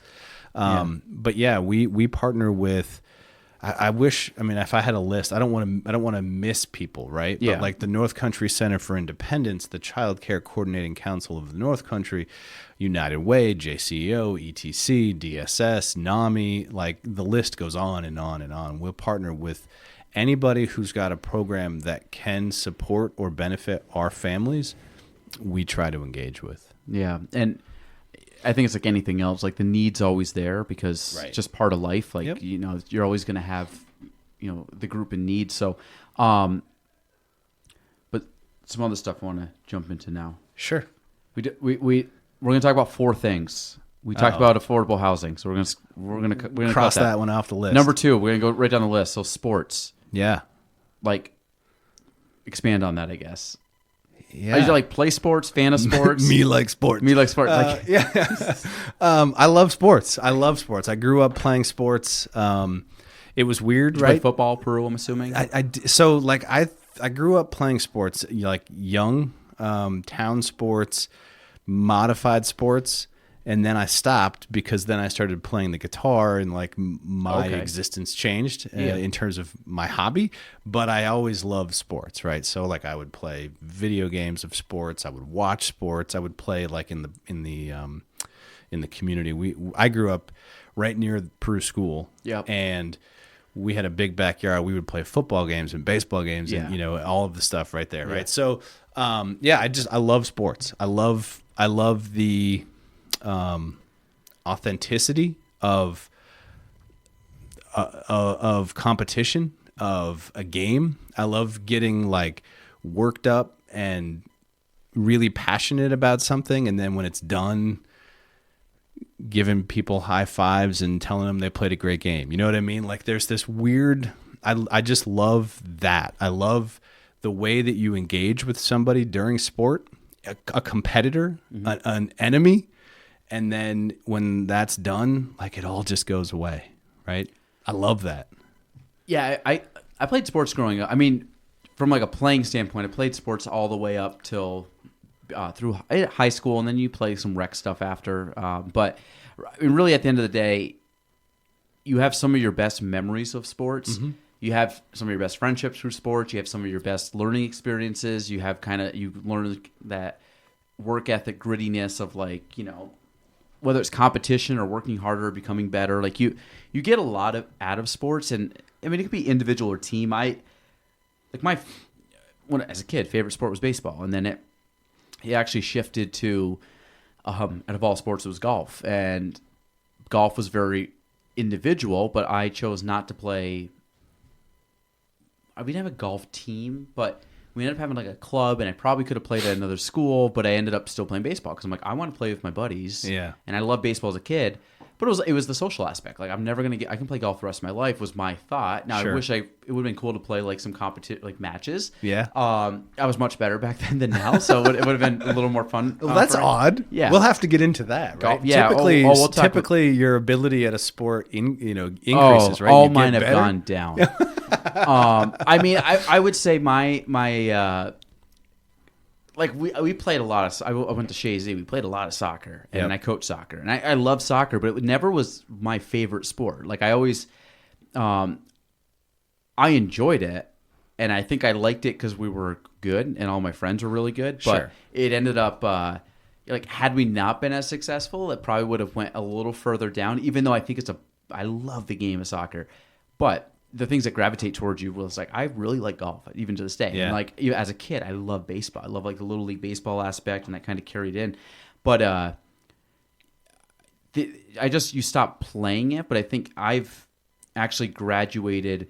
Like I played so much sports as a kid, and actually when I was younger, I liked art stuff. I liked that, but I never really did it because I was always sports. So like I didn't really go in that avenue. And as I've gotten older, I've gotten away from sports and more into like the arts of like, I love music. I love, I wish I could do more with drawing. I like creative stuff much more than I probably did as a kid. Mm-hmm. But I feel like that's my maybe maturity growing of like I can now focus and sit and try to do that. Where back then it was like sports, and now I don't watch much sport. I mean, I will put sports on more than probably anything else. It's just with kids running around and stuff. Like I can't hear it, so I'll watch golf. But like I think when I talk about I'm a Giants fan. I've been since I was a kid.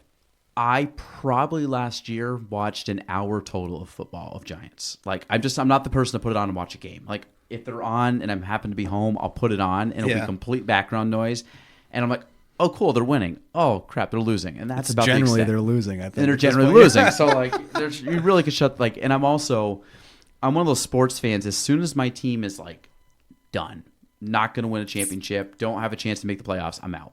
And it's not because I don't like the team. I'm just like I'm wasting my time because they're like to win a game in week 15 to go from a 3rd draft pick to a 5th draft pick. Like I don't care. Yeah, I don't watch the draft. I'm like I don't like. Are they going to go to the playoffs? And no, okay, I'm good. Yeah. And I punt the season. Like I once my team's out, I don't watch. I'm so the opposite. People are the opposite. Yeah, like, I I'm watch so it all the way opposite. through. I watch it all the way through. I devote my Sundays to football. I watch it all day long. My wife and kids are always like, "Oh God, it's Sunday. There's football." You should talk to Jen. Her husband's the same way. Yeah, well, I know Chris, and so like now there's Monday night and Thursday night and sometimes Saturday game. My family's like, "What is going on?" Yeah. I love baseball. Baseball's probably my favorite sport. It's all the time. What's your team? Mets. So I'm a tortured soul. We can talk about this because after they're too. terrible. Yeah. But yeah, I'm a huge Mets fan. Love them. And but I not only like watch the games, but I follow like the minor leagues and like I know who the prospects are. You know what I mean? I have fantasy baseball teams. I have fantasy football teams. So like I'm really in on sports. Yeah. So like I watch the NFL draft. I research like who's going, what pick, how good they are, how long they've been in college. What's their athletic score? And this is where I'm at. I don't know what pick the Giants had. I don't know who they picked. And if they pick someone, unless it's like the number 1 draft pick, I probably have never heard of the kid. So they picked a great wide receiver. Love hopefully, it. There you go. Hopefully we're gonna see a good. Like I said, I'm like, and also people were like, name the guys in the Giants. I'm like, last year I didn't even know who the Giants quarterback was. So when I'm saying like I fall out of sports because I'm like they switched, I'm like I don't even know who it is now. And I know like Saquon Barkley, like I know a couple guys, sure, but they suck. So like when they're bad, I just don't watch them. That's fair. And then when they went, like, and then you asked me the 2012, 2008 championship teams. I'm like, yeah, I'll give you the whole lineup because like I was a little younger and had less responsibilities. But if people ask me to this day, what's your favorite sports team? My answer still to this day is the Montreal Expos. I love it. Which was my team. And when I say I love baseball, like baseball was my thing. And I was one of my greatest memories as a child. I think it was like February, I would sit down with my dad, he'd pull up his computer, and we would go through the Expo schedule, and we'd pick a game a month, and we'd go watch them. And for me as a kid who loved baseball, was like, the big one was the middle of the season when they had the interleague, because I was like, I can see the Yankees, the Red Sox, depending on who they played. Yep.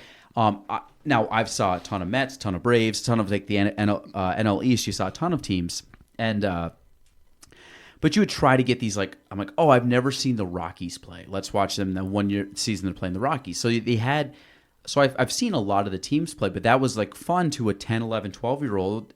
Unfortunately they left when I was 04, so I was in like junior high, and I have the ticket stub from the last game at Montreal Stadium. I was at it. It was against the Marlins. That's awesome. But they moved down to D.C. I followed them for 2 days, and I was like, can't do it. Yeah. Can't do it. And I never have. They won, a couple of years ago? They won. Yeah. And everybody's like, oh, the Expos won. I'm like, nope. No. It is not the same franchise. Don't. No, it's not. That's like saying, I take any franchise that's moved. I'm like, you think that team winning is the same as your home team? Like, get out of here. So I'm still, there's a hope in me that the Expos somehow come back to Montreal at some point in time. There's been whispers. I was up, so I wasn't this spring. I don't know if they did it this spring, but last spring, the Mets played in Old Olympic Stadium for 2 spring training games. Yes. So when spring training ended and they left Florida, instead of going directly to New York, they went to Montreal. Would they play played up a couple there? of games. can't because remember. I That's saw terrible. Toronto and the Red Sox play there. I can't probably remember 5-6 who they years played. ago. Maybe more than that now. It wasn't the Braves. I don't remember who it was. It may have been Toronto. And the stadium was packed. Yeah, Packed. yeah. There's 45,000 people. And there. the stadium is garbage. Yeah. It's a terrible Remember they stadium. used to right? rip the benches and just everybody started clapping the empty benches. Yeah. That's such noisemakers. But I can remember when the Expos, the last several years of their existence, there was nobody there. Nobody. We would buy $5 tickets and just go sit on the third baseline or the first baseline. You know what I mean? There was nobody there. Yeah. It was awesome. Yeah, and so I mean, I have such good memories from that as a child that I hope it comes back because I got kids love to get back into it. And if the Expos come back, I would probably get as into them as you are with the Mets because I was that much of a fan as a kid. I still follow things with the Expos. I'm gonna buy a Yuppie costume and just come in your office someday. I would love it. I love it. Just make sure it doesn't have the Habs logo, which I do like, but I'm it's not the same No, as when it's you had not your view with the Expos, the pinstripes. And they actually did this. I think it was random fact. Tom Brady. Did you know he was drafted by the Expos? Yeah. So Tom Brady, when he was playing and retired, he was the last player to retire from the Montreal Expos franchise. Really? Ever was Tom Brady because he was still playing actively as a professional player, and of course not baseball, but they're saying Right. all the Expos have ever played are retired from that organization, except Tom Brady who was drafted, but he's playing football. That's hilarious. And there was actually a skit I saw within the year, and it had it was Tom Brady. There was a spoof of him playing for the Expos, and they had all these accolades, and then there was you had Vlad Guerrero, Larry Walker, Pedro were all sitting there talking about the championships, and then he goes, "We just couldn't beat the Giants" or something like that. It was a spoof, and but it was really funny when you start looking at that. But the Expos were the major league farm system for the farm system. Once they got to the majors, they all just What was the strike year? 94. They were gonna win the World Series. Yeah. They were unreal. Yeah. Oh, I mean, They got hosed by the strike.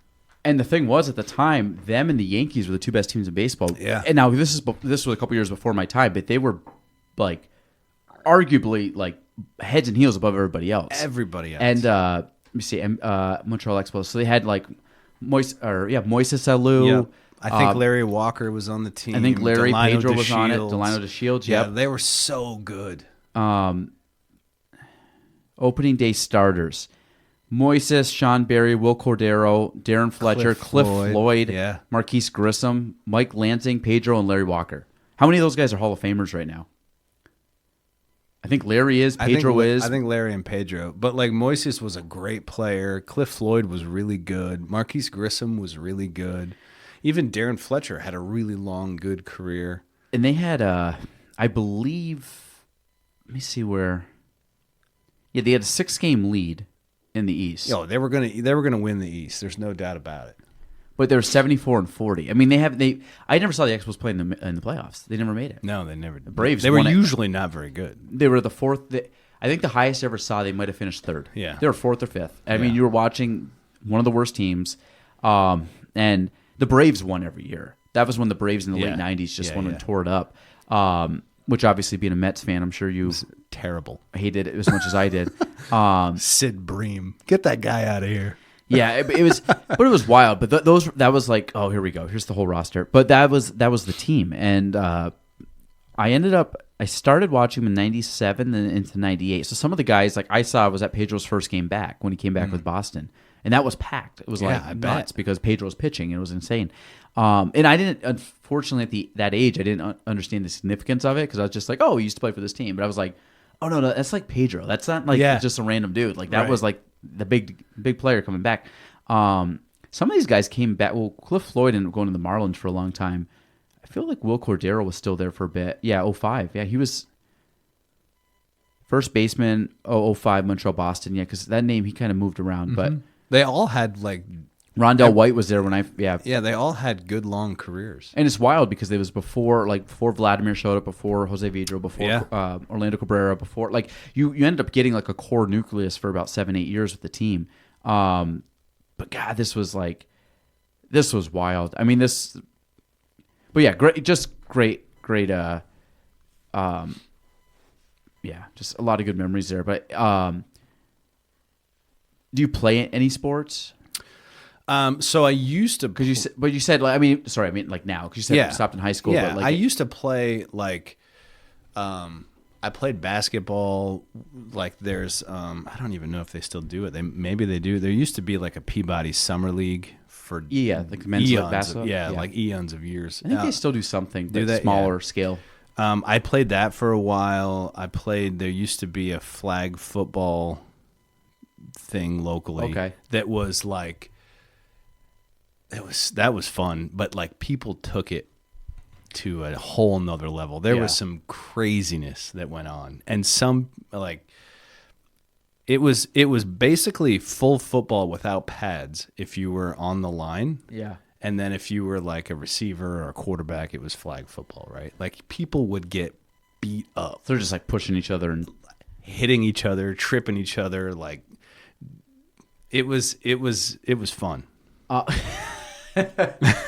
I actually got it. I the only thing I played was men's league, like soccer and indoor. Uh-huh. Yeah. And I got out of both of them because either players, you want to get enough to field both teams. So I'm like, why are we playing against a team that has 9 players? It's not Right. fun. Yeah. Or it ended in a fight. And I was like, Yeah. I'm not, like, this isn't fun to me. Like, this Yeah. isn't soccer. And I remember going into indoor, and it was probably 8-9 years ago. And I just remember playing in a game, and these guys were, and it wasn't even younger kids. Usually you expect like the young 20 guys in college to kind of be rough, but it was the older guys. It wasn't even that. It was like these guys are about my age playing, and if you know the people that aren't coordinated in a sport because they have no body control, and they were just like, you would stop the ball and they would just fly into you, and I'm like, yo, it's not like bumper cars. Like it is one, like it's not even a soccer move. Like why would you just fly into somebody? And because it's a foul, but you got to the point where we're like, I got to go to work tomorrow. Yeah, like, you get hurt. Like, well, I'm not going to get hurt at the time I was probably 24, 25 years old. I was like, this isn't fun anymore. Yeah. So then I dropped it cold turkey. I haven't been back. Yeah. And which is now I don't even think about it because I'm like, that wouldn't bring me the level of excitement that I would have had as a kid. Sure. So like now, like golf, skiing, I still like rec stuff. Like if someone said, hey, you want to go hit the tennis ball around, I would go do it. Like just like to keep active, but I'm not like competitive. I have like no competitiveness anymore. Like I ran out of my competitive juice as well. I think I got hurt. I tore my Achilles tendon. Yeah, and that's rough. Like later in life. Yeah, I say later in life, but like out of like season kind of thing. I was playing. Jen's husband, I mean, Chris was probably there, right? But like there was a group of guys. We had jumped the fence. What's the name of the football field at Melissa Penfield Park? Oh God. Well, I know the field. Yeah, but whatever. We jumped the fence to get in. I used to call it Bailey Field, but I don't know if it's. I think it has maybe it doesn't have a name, but that football field that's there, where the North Stars or whatever used to play, or maybe still do. I don't know. Yeah. They we jumped the fence to play like a 2-hand touch Thanksgiving football game. Yeah. Right. And so we're playing, and like, you know, I'm competitive, but it's like fun, right? So I'm running. I'm just running as fast as I can, and it felt like somebody kicked me in the back of the heel. Yeah. And I thought, dude, what are you doing? Like, I'm just running. Why? You know, it's 2-hand touch. Why are you kicking? There's nobody near me. Yeah, which is the worst injury. Yeah, it's terrible. Yeah. So they're you know, some guys come running and they're like, "Oh, are you okay? Are you okay?" And I was like, "I'm pretty sure I tore my Achilles tendon. Like, I'm pretty sure I know what's happened. So just get me up." Does that feel terrible? I've never done it, but yeah, there wasn't a ton of pain, to be very honest. That's what I was wondering. Is it pain or is it just weakness? No, like I couldn't move my foot. So then I couldn't really stand on it. So they walked me over to the bench. And I called my wife, and you know, that call is terrible, right? That's like a grown-up walk of shame, not walk of shame, sure. but like call of shame, Yeah. like Kanye. Yeah, like Nostradamus. She had said earlier that day when I left, "Do not get hurt." I'm not going to get hurt. What do you know? It's 2-hand touch. Yeah. Well, Thanksgiving you. Yeah. So, but then I had to get over the fence to get out. So if you could imagine the comedy of trying to pick, I'm a relatively This large limp guy. Yeah. Yeah. And I can't help myself. So they're like hoisting me up and catching me on the other side. Oh my God. It was awesome.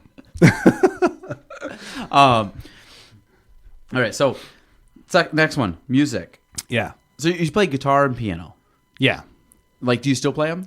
I still play the guitar, but like just I play an acoustic in the house with the kids, singing, and like I don't like play. Yeah. I don't can't play play music for at this people. point, or- Yeah, I don't even do that. I'll do that if like family's around, but like I won't even. I'm past most of that, right? Like I'm not even interested in like entertaining at that point. So when you say music, is that like listening to music, going to music? Yeah, my house, my family, we love music, right? Yeah. My kids are in the theater, they're in musicals, they're singing all the time, they're dancing. We sing and dance in our kitchen. Yep. You know what I mean? Like we have music playing all the time. Yep. Yeah. I play music, they sing. It's just like it's a lot of fun. And it's been that way since my oldest, who's now who's going to be 14. Since she could watch TV, like she would sing to, Disney, like Sophia the First and stuff. Like she would sing those songs before she could even articulate the word. Oh yeah. You know what I mean? Yep. So yeah, music is a huge part, and I love music, and I love like music history, and I love listening to all kinds of genres of music. I love being introduced to new music. Mm-hmm. I love finding, like, I will go down rabbit holes of like this artist and who this artist likes or who else is on that label, and then I'll try, you know what I mean, Yeah. to like find things that I never would have heard before. Is there a specific genre of music that you like, or singer, or band, or songwriter, or anything like jumps out? There's so many. So you Like, don't have you don't gravitate towards one or the other. I think my most favorite, if that's a thing, is probably like 90s grunge rock, right? Because Okay. that was So like that was Pearl Jam, my Nirvana, thing. Yeah, exactly. like, yeah. Smashing Pumpkins, like that Stone was my Temple thing. Pilots, Yep. yeah. That's probably like that's maybe the home. That's where I always Okay. come back to. Yep. You know what I mean? My favorite song of all times is a song called "Mayonnaise" by Smashing Pumpkins. Okay. Absolutely. I hate mayonnaise, Yeah. incidentally, but I absolutely love the song. Okay. Yeah.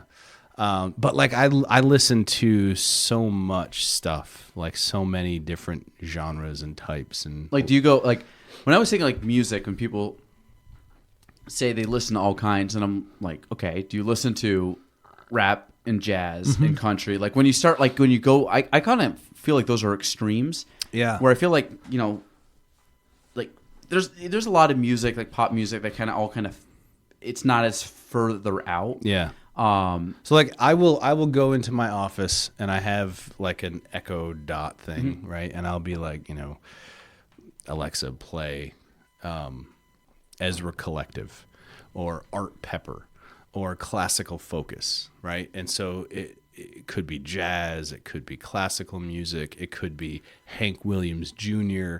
It really is.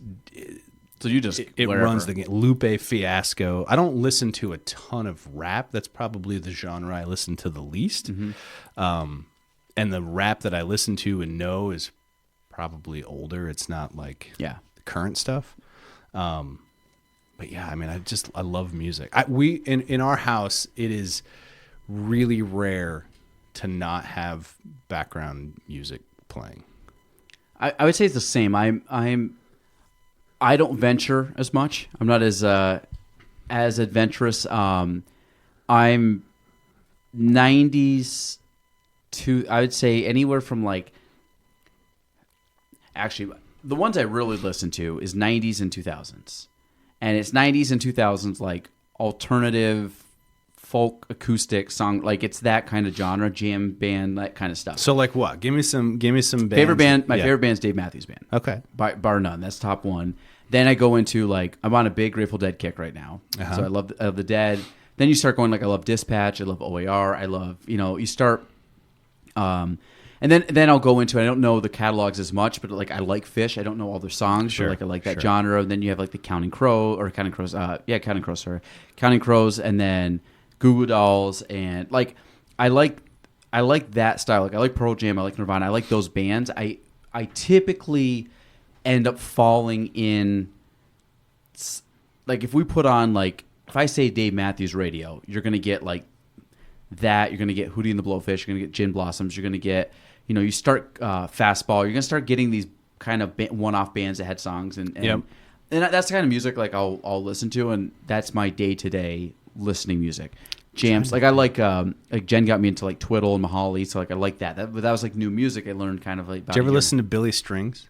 Yeah, but the thing with Billy, I don't know his catalogs that well. I've seen him play. It's kind of like I look at like someone like him. I look like a John Butler trio that are really good guitar players, and I don't know their catalog, but they're incredible songwriters. And even when you go in the country, like Chris Stapleton, like I don't know a lot of Chris Stapleton's music, but anything that I hear from him, I'm like, God, that guy's amazing. Yeah, I love Same Chris thing with Stapleton. Tedeschi Trucks. Like Jen loves Tedeschi Trucks, Yeah. but I don't know any of their songs. But if I listen to them, like they're Sounds great. good, right? They're Yeah. amazing. Yeah.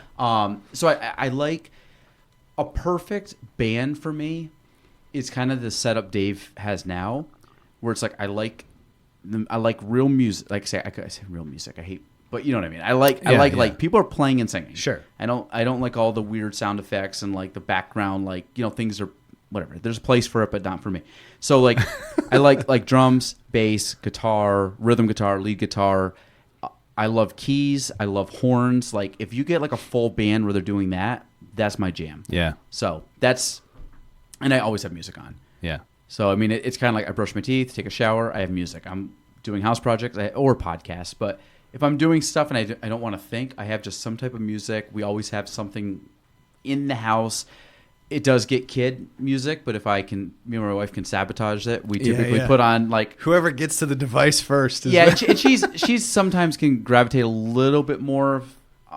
She'd kill me for saying this, like pop side, but she likes like, she likes Pink. She likes like kind of that music. Yeah. It's a little more poppy, even though I like it. It's not like I wouldn't put that on. Like her favorite band of all time is Coldplay, which I actually we've seen them I multiple like times. And Coldplay a lot. They're great. and they're the ones that when I started looking at their older like their older stuff, out of like not listening to Clocks or Vita La Vida, when you start like going down, like they have some incredible Yeah, when music. Parachutes came out, I was living Amazing. in LA. Yeah. Right. So I remember when that came out. And that was so stripped down versus their latest album, which is Right. very pop and sound effects. And Yeah. but they evolve with the times, and they kind of they do the collabs and all that. But when you go down to like Sparks, and you go to well, obviously you have Yellow on that album, and I mean they're really like simple, but they're like pretty intricate songs. But they're simple, but they're cool. They're well written songs. Yeah. One of my favorite albums of all times is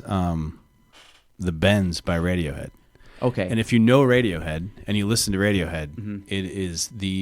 it is like not Radiohead. You know what I Okay. mean? Like Radiohead today, that's like a ton of synthesizers and different noises and sounds and weird things going on. The Bends as an album is like very stripped down, a lot of acoustic, really well written songs. It's just a different Radiohead. Yeah, so Radiohead to me that's never a band I've gotten into, but they were what 90s, 85 to present. yeah. So they were kind of in that grunge scene. Their first hit was Was it Creep's the only song I know? Creep. But That was their first hit. yeah, that's the only song I know, and I honestly heard Creep because of like Guitar Hero or something. Like that was when it first came out. I never even heard of Radiohead, and I'm sure there's other songs I know, but it was never a band I really got into. But again, it's like it fits that genre. I mean, that was huge, and it's funny when you look how music changes from like the 90s.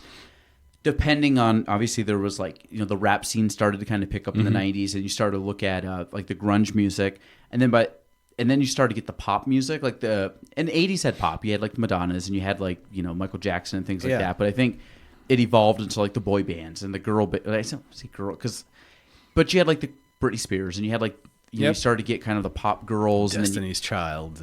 I'm always thinking like the old TRL days, like when you had the, Carson Daly's up there doing, and those were all the bands. It was like, you had all the girl bands, you had the boy bands at the top. You had the occasional Eminem, you had the, the TLCs and the Destiny's Child, and but then when you went to the 2000s, then it went to like that alternative punk rock kind of stuff. So you had no doubt, A little bit more emo.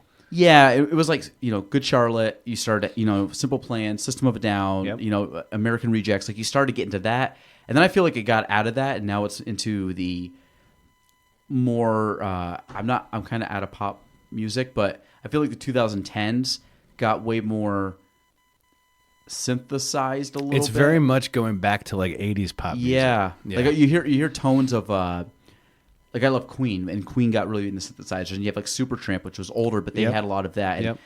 like I have good memories of the 60s and 70s. That's my parents, or more so my mom, and that's what I grew up listening to as a kid. Yeah. And then the 80s, and 80 to like 85 or 95 is like a 15 years of a black hole, because my mom didn't get into that music, and it was too young for me to like know it. And when I started actually liking my own music, that's what I still listen to, which back then, I'm like, Mom, why do you still listen to the music from the 70s? Now I'm like, I don't think I've listened to any new music besides those bands that put out new music. Sure. Like I'm not grabbing up someone that just started a couple years ago and adding them. Like it just kind of get in your comfort zone. Like I'm good here. Like I'm just going to we're going to rock out to like this little group, but it's really cool. One of the things that we'll do, like I'll do with especially my oldest, but both of my daughters, is like when we're in the car, we'll sync the phone up to, the Bluetooth, and we'll go into like Spotify or Amazon Music or something, and I'll play a song that I want them to hear that they've never heard, and then they play a song that they want me to hear that I've never heard, right? And we try to say like, well, oh yeah, I've heard that. I know that, you know what I mean? Like, it's a really fun game, but it introduces me to some of the stuff that they're picking up on that I would never hear otherwise, right? Because I'm in the same boat that you are. I'm not out there listening to the radio like I used to. Mm-hmm. Now I'm listening to devices that are pre-programmed to play songs that I want. Yeah. You know what I mean? 100%. Yeah. And is there any music that they like of your music? Oh yeah, they love a lot of it. Okay, that's a cool moment. I think. Yeah, like I'm a big Lumineers fan. Yeah, they love the Lumineers. Yep, absolutely. Counting Crows. Yep. What would they tell you? They all know Mayonnaise. I don't know that. I don't even know that song. Yeah, I mean, maybe I've heard it, but I don't know by name. It's not one of their more famous songs, but I love it. Yeah, so like there's a bunch of bands like Nirvana. Yeah. My oldest daughter just came home last week, maybe like really recently, probably last week, and was like, Dad, you saved me, right? Because I was talking to these boys about me like learning how to play the guitar, and they were like telling me I didn't know anything, and then I told them I liked Nirvana, and they were like, well, name a song, and I could name a song because I know it from you. Yeah. Like a dad to the rescue again, right? But yeah, like so they've been exposed to, but like not even just that, but like weird 80s music, like Tears for Fears, Depeche Mode. Like we will just play everything, and just expose them to all these different sounds. That's like we had some music growing up, but like not like we have now. Like there's music all the time. Yeah. Like and this again right now it's like what movie the kids are into, we're in that soundtrack. Yep. And, Yep. There's a couple of them like actually I really like this one. So if we're gonna listen to a good song, let's listen to this album. But we like sneak in and then like I said like DMB. So they'll like song come on like what's the song like it's Gray Street. I'm like what's the song and they'll name the song a couple not a lot but they'll know it and they all know that song. So but like that's one of the things I don't know. Music's like I just like it. It's just like when I work, if I'm just doing mindless work that I feel like it's not too strenuous, I'll probably put on people I like. If I have to like actually think, I just put on ambient music. I'll put on like noise canceling headphones and I just have sounds going, and that just like allows me to just kind of like go down this like vortex of work.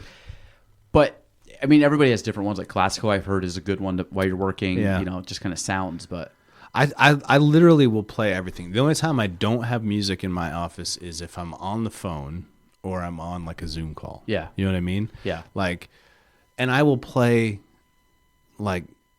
I'll play Nirvana and I'll play Taking Back Sunday and I'll play like it's awesome. Yeah, or I will play classical Focus or Art Pepper or John Coltrane or you know what I mean? Like it depends on the day and it depends on the time of day and probably the most that I play at work is like the Lumineers and the Counting Crows. Those catalogs I know really well. Yeah.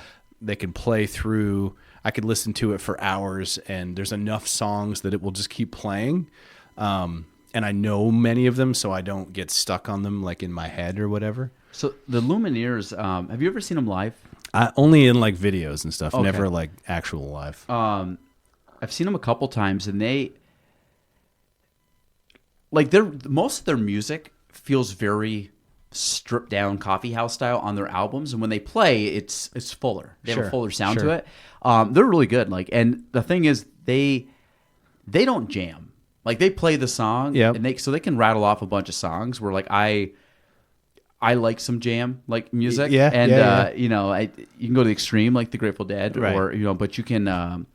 But like I said, Dave, to me, like, they'll play songs, but they'll also jam and they'll improvise, and I like that. I like, you know, especially when you hear it live, because it's different than what you hear in the album. Lumineers, it's just a more powerful sound when they play live. I was lucky. I saw which I don't think really matters because I think they filled it in, but I saw the original lineup years ago because it was only the two guys and the girl. That was the original, and she ended up leaving. But I saw her back then, and I think it was just the three of them playing, which was really cool. Yeah, and that's neat. Now it's like I saw them this past year at a festival, and they had more people on stage. They probably like 6 people maybe at this point. They have some fill-ins. Big touring band, yeah, because their actual sound is really stripped down. Like, you got Jeremiah, and I forgot the main guy, Wesley, I think. Wesley, there you go. Yeah, Jeremiah is the kind of the percussion dude. Yeah. Always wears suspenders. He put out an album. He may have more than one, but he put out an album not long ago of just him playing the piano. Oh, wow. It's awesome. Really cool. He has on one of his, it might have been a third album, the one that came out, I think Cleopatra was on it. I'm trying to go down and see what There was an album called Cleopatra, I think. Nope, I lied. Number 3, whatever that is. 3, whatever they call it. Yeah. Must be 3. Yep. Oh, Brightside. I've never actually seen that one.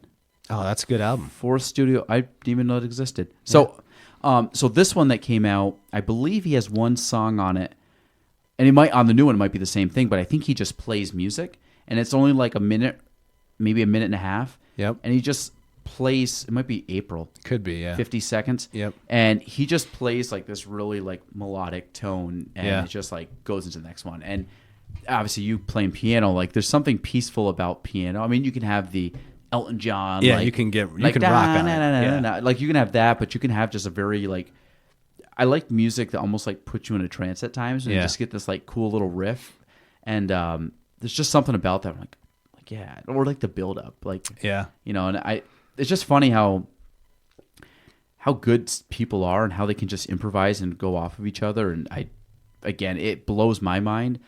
Like, one of my 2024 goals was to learn the guitar. I played it a little bit in college, not much, but just like, you know, fiddling around on it. And I've just made a point, like, it's in my bedroom, like on a stand. I play it, I would say 6 out of 7 days a week in some capacity. That's awesome. 5-10 minutes. It could be an hour and a half if like kids go to bed and I'm strumming. But just like learning the chords and learning to play. And my goal is hopefully within about a calendar year, which would bring me to January, that I could play songs kind of through if I wanted to play the full thing, like put a bridge and an intro and you know, the chorus and verse or whatever.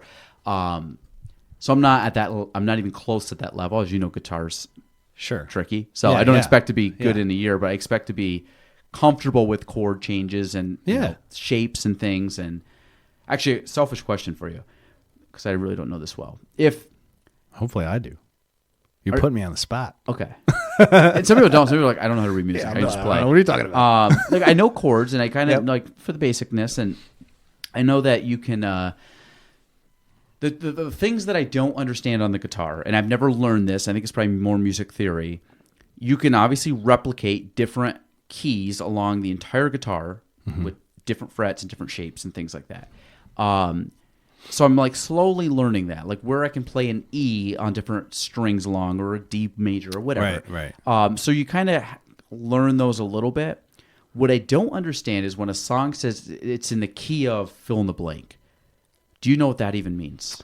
Yeah, well, it depends. So yes, I know I can do a Google search, but I figured. Well, it depends on because it could mean it's literally the chord structure is, so every key, like the key of C, there's a C, a D, but it's a minor, so it's D minor. Okay. There's an A minor, there's an F major, a G major. I think that's it, right? C, D, E, F, G. So, and a B. It's a B minor. So like every key, certain chords or certain chord structures are going to be major or minor. Yep. And so the key of E is going to have a similar setup. So the certain chords within that key are either going to be major or minor. So like when you're jamming, when a jam band is jamming in a key, there are certain chords and notes that fit in that key. Gotcha. Does that make sense? Yes. So E tells you it's in the key of E. So all of those notes and those chord structures will fit into it. So if it's in the key of E, you could play a G, someone could play an E, someone could play a B, and it would just flow. I mean, theoretically, yes, all of the chord structures within that key would work together. But sometimes there's dissonant sounds where, like, if you play, you know, I don't know, like you could play a C and a D minor, and it may sound weird if you play them at the exact same time. But if you go from a C to a D minor, it sounds like a natural progression. Okay, so if you and I were jamming, so it's the key of C, we would play. Now, is this something that might be agreed upon before the band that goes in of like, we're going to jam out to this song and we're going to play the C for this many? Does it go by measures? Like, how do they? So like I mean, like when I was in high school and we would like jam, because we would write our own songs, and then at the end of the songs, we would just go on for like minutes, right? And just jam. We would sort of structure it because we weren't very good. But like when you get bands like Dave Matthews or OAR or Fish, Grateful Dead, they know each other and they know what they're going to do, and they're so good at what they do, they really don't need to, and their ears are so refined, they don't really need to plan it out. I mean, they can literally, if they're playing a song, if they start in a song and the song is in the key of whatever, they can just stay in that key and play for days. So someone said a key of C, and you're like, okay, C is these 6 chord shapes or whatever all the way through. Yep. You and I would play a variation of C together, and then we'd transition to a D, and then we'd transition. So we try to follow the same pattern. Yeah, so like if I didn't know somebody and we were going to jam, right? And let's say there are 3 guitars. We're going to jam in the key of C. Somebody would start. They would maybe play a C with a certain rhythm or a certain pattern, right? And maybe we let them go from a C to a D minor to an F, whatever. Just to hear what they're going to do. Yeah. And then the next person may take those same chord structures and maybe they pick them out. Instead of strumming them as a chord, they're picking out the notes, right? Or whatever. And then the third guitar is going to use that key, and they're going to play a scale of some sort. So it could be like the C major scale, it could be an A minor pentatonic, but they're going to play a scale of notes, like a lead guitar riff, right? Or a series of notes that create riffs that match or fit within the key of the chord structures that are being played. Does that make sense? It does. So it sort of gets layered on that way. So if you happen to have, so if they take a song. And again, I know I'm like going in the weeds here, and I'm probably going to kick myself in a year. I'm like, I can't believe I asked that question, but I'm so new to it. But when you take a song, because it's like another language, it's like kind of learning it. If you take a song and say, we created this song, and it is in the key of C. Does the song actually, when you build the song out, does it actually come in the key of C, or do you just declare it's in the C of? So typically, everybody writes songs slightly different, right? But like a lot of songs are written with a melody first. So, and that melody could be any key, right? Like on a piano. Like I've seen like F sharp keys. Sure. Yeah. Yeah. I mean, there are a bunch of different keys because you have sharps and flats for all the notes, right? So, but like a melody may start. It could turn from a melody in my head into a guitar riff. Okay. Right? Like maybe I'm like, so then I take my guitar and I'm like, do do do do do do do, right? So I'm creating a riff of some sort. Or maybe I'm a lyricist and so I have that melody and so then I put words to the melody, right? But it usually starts with a melody. And then based on that melody, like singers are going to have a certain keys that not every singer can sing in every key, right? So like some of how a song is written is going to depend on the capabilities of the singer. And if it starts with like a riff, whatever key that riff is in is what key typically the song will be built in. And there are songs that like jump keys that move, you know what I mean? Like the beauty of music is you don't have to be like completely beholden to it, right? Like you could start a song in the key of C and you could have some cool transition and then you could get into another key. I mean, that's possible. It happens. It happens in songs fairly frequently. So if you look at, and again, I know people. I know you're listening to this. This is me selfishly going down this rabbit hole. So, the like guitar theory. So we have keys C, D, E, F, G, A, B. So and again, I'm not going to ask you to give me a whole. I'm sure I can watch a YouTube video and they'll walk me through this. But if you end up looking at like C major, D major, like I know that, and then we start going to like a C minor. So some of these are different. Like I've seen some of these, like major 7, minor 7, minor D7, or D minor 7. Because then you have like, was it 1, 3, 5? You see like under major. I don't know if I can zoom in on this. Yeah. Oh, there we go. Okay. So you see how it says like major 1-3-5. Do you know what that means? Like I know that chord shape. Yeah. I don't know what the 1, 3, 5 represents because I've seen that before. 1B3, like a minor's 1B3 5. Yeah, I don't know. And then and then you go over here like the fretboard notes. So they're basically saying this is an F, this is an F minor, F sharp or sharp. Yep. So these are the keys that they'd be in. That's a specific note. So like on the fretboard, every fret for every string has a note. And if you just hit that one string, if you put your finger on the string and push down on that fret and hit the string, you are going to play a note. And then this like lays out what all the notes are. Gotcha. So if on on the first and sixth string of the third fret, it would just be G and G. So they should sound the same, just with different pitches. Correct. Gotcha. And if you look at like the C chord, the traditional like normal C chord, right? Yep. Which is Right here. Yeah, it's made up of a C, an E, and a C. Yep. With an open G and an open E string. Yes. Right? So those 5 notes make up that chord. So C, E, C.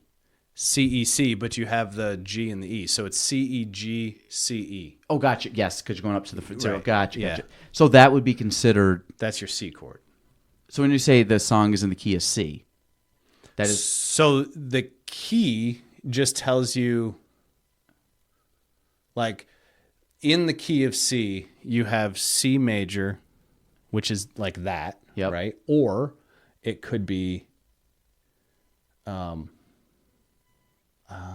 don't really have it here, but like there's other versions of C. Like you can drop down to, well, if you go here, Say you can bar it down. To the 8th fret, right? And you can make a C that way, Yep. right? So, but in the key of C, you have C major, you have an E minor, you have a G major, you have an F major, a D minor, an A minor. I think it's a B minor. And would you play it typically in that order? No, you can play it in any order you want. So as long as you're playing those notes, so someone could go from a C to a D minor up to an A or whatever. Yep. And as long as you're following the pattern that person's playing, you can kind of keep it within that pattern. Yeah, and if like there's only one, like if I'm playing the rhythm and you're playing the lead, you don't even need to worry about what I'm playing because you're going to play notes that fit in the key. So like if you were to look up a C major scale, you would see there are specific notes that fit into that scale. And so that's all lead guitar is. They're just playing variations of those notes. Yeah. Like I feel like this would be fun to deep dive because I feel like you can understand how the guitar connects with this. Because like when I'm just playing songs and learning the chords, I'm like, you're learning the chords, so it sounds like what the song was supposed to sound like, but it's like the why behind it, or really the connection of say like, oh, I can improvise. Because you can watch you watch any great like lead guitar player and they're like playing all these notes and even just rhythm, but like, and again, I just love jamming with it. It's like, again, it's like another language. So you're just watching how. So like when I played, one of the things that I never did is I never played the same solo twice, and I would never play the solo that was specific to the song that we were covering. If we were covering a song, we used to write our own stuff too, but like when we would cover a song, I would never play that song solo. I didn't, But it still sounded fine. yeah, because I was in the key and I was just doing my own thing. So it sounded fine, like to your ear, it fit.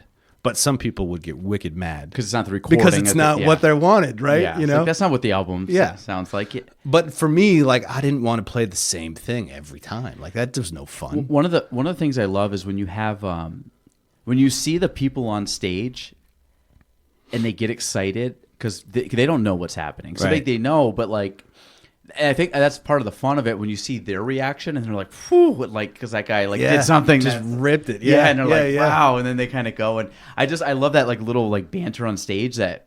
I like that they appreciate it because they're so trained in it that if it makes them excited. Well, then and it's sometimes, like for some of those bands, like songs will be born out of a jam. Like they'll jam, and that jam will create a riff or a specific chord progression that they hadn't done before, and then they're like, "Oh, that sounds great. I like that." And then they hone in on that and they turn that into a song. I always find it like when bands. And this is my last. I promise. Last question. I kind of promise this will be the last question. Of music, and then we'll wrap this thing up. But if you're on stage and you're jamming, and you see, and they're just jamming, and they're going around in circles, and they kind of keep. It's almost like they're just going around the horn on this thing. Then all of a sudden, they just like come back on beat. Is there? What is like the little cue that gets them back? Is it a certain amount of measures? Is it just someone might play like a little one-off riff that like once Johnny plays this little like ding ding dings thing, that means we have like two more measures or whatever. Yeah. One more like I don't like it's specifically not the same. okay. Or it's not the same specifically for everybody, right? It's sometimes an amount of time. Like bands will say, we're going to play 8 measures of this and then we're going to come back, right? Or sometimes it's just a look. Like guys are looking at each other and, or sometimes the drummer drives it with the beat of the drum. It really is dependent on the band. It's so cool. Like that's part of the fun of live music because you go and just see it happen where it's like you can listen to the radio or listen to the album, whatever, but there's something about going and seeing it live and just seeing all the extras that these guys are doing. Right, and you're just like, these people are incredible. Yeah. Just absolutely incredible. And it's just fun. I like live music is one of the things I look forward to most. And like I said, if you ask me, I feel bad, right? Because I feel the same way. I love music, right? Yeah. So I have seen hundreds, literally, of bands play live, and huge bands. I have seen in the smallest. Like I've seen the Goo Goo Dolls you mentioned. I saw them in a club that was probably the stage was the size of this room. that's crazy. Like it was insane. This was before they probably popped. It was about the time that like Name had come out, It's like and mid-90s. they were touring on the album that had Slide on it. I don't remember the name. Boy of the Named album. Goo? Yeah, no, that was the one with the song called Name. Dizzy Up the Girl. That's the one. Yeah. That album. Yeah. They were touring on. Yeah. So they hadn't quite blown up yet, but they were That's on cool. their way, right? So, but like I would pay $25, Yeah. right? We brought my kids, my wife. I was out of town at a conference. My wife brought my kids to see Olivia Rodrigo recently. Okay. I don't know It was her. like $700. Is that like a pop girl now? Yeah, Okay. she's like I don't know. But it's more like- modern. Right. Okay. Yeah. $700 for the 3 of them. You kidding me? Yeah. That's wild. Yeah. Wild. Yeah, I mean, it's what's the best concert you've ever seen? Is there one that really sticks out? I mean, there's been a whole lot of really cool shows.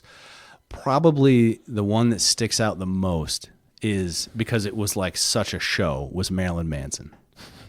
That was like really weird and cool. And Does he's still touring? I don't know. This was a long time ago. He's This still, was like 20 plus Part of me years is like, ago. is he still alive? He's got to be. I don't know, though. Where'd you see him play? In Burlington. There was like a high school gymnasium, or like a gymnasium right near Church Street, and I've seen a bunch of bands there. But I mean, they put on like an incredible show. What's his type of music? Like, is it? I would considered say heavy it's metal like or alternative rock. It's like a heavier alternative rock. Yeah. A lot of it is radio friendly, like alternative rock. There's Yeah. some heavier stuff, but it's not like.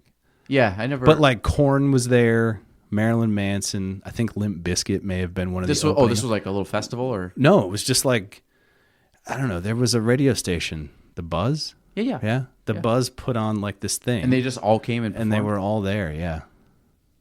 Yeah, because I remember like Korn and Limp Bizkit. I mean, Yeah. from like the late '90s, but Yeah, that was like yeah. heavier rock and. Yeah. Korn was heavier of those bands. Like Korn is definitely the heavier of them. But Did you see the documentary on the '99 Woodstock on Netflix?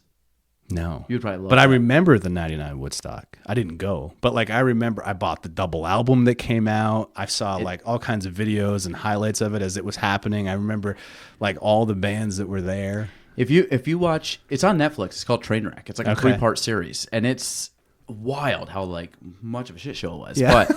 But the thing was, you really put the emphasis on like the late night acts that were the big headliners, Yeah. and like so you had Korn, Limp Bizkit, you had Red Hot Chili Peppers, and you had like those were the ones that jumped out. But then you would look at the actual lineup of bands, like Dave played. Yeah. I don't know if you know the band Strange Folk. They're one of Yeah, my yeah. favorite bands. So Yeah. Strange Folk played.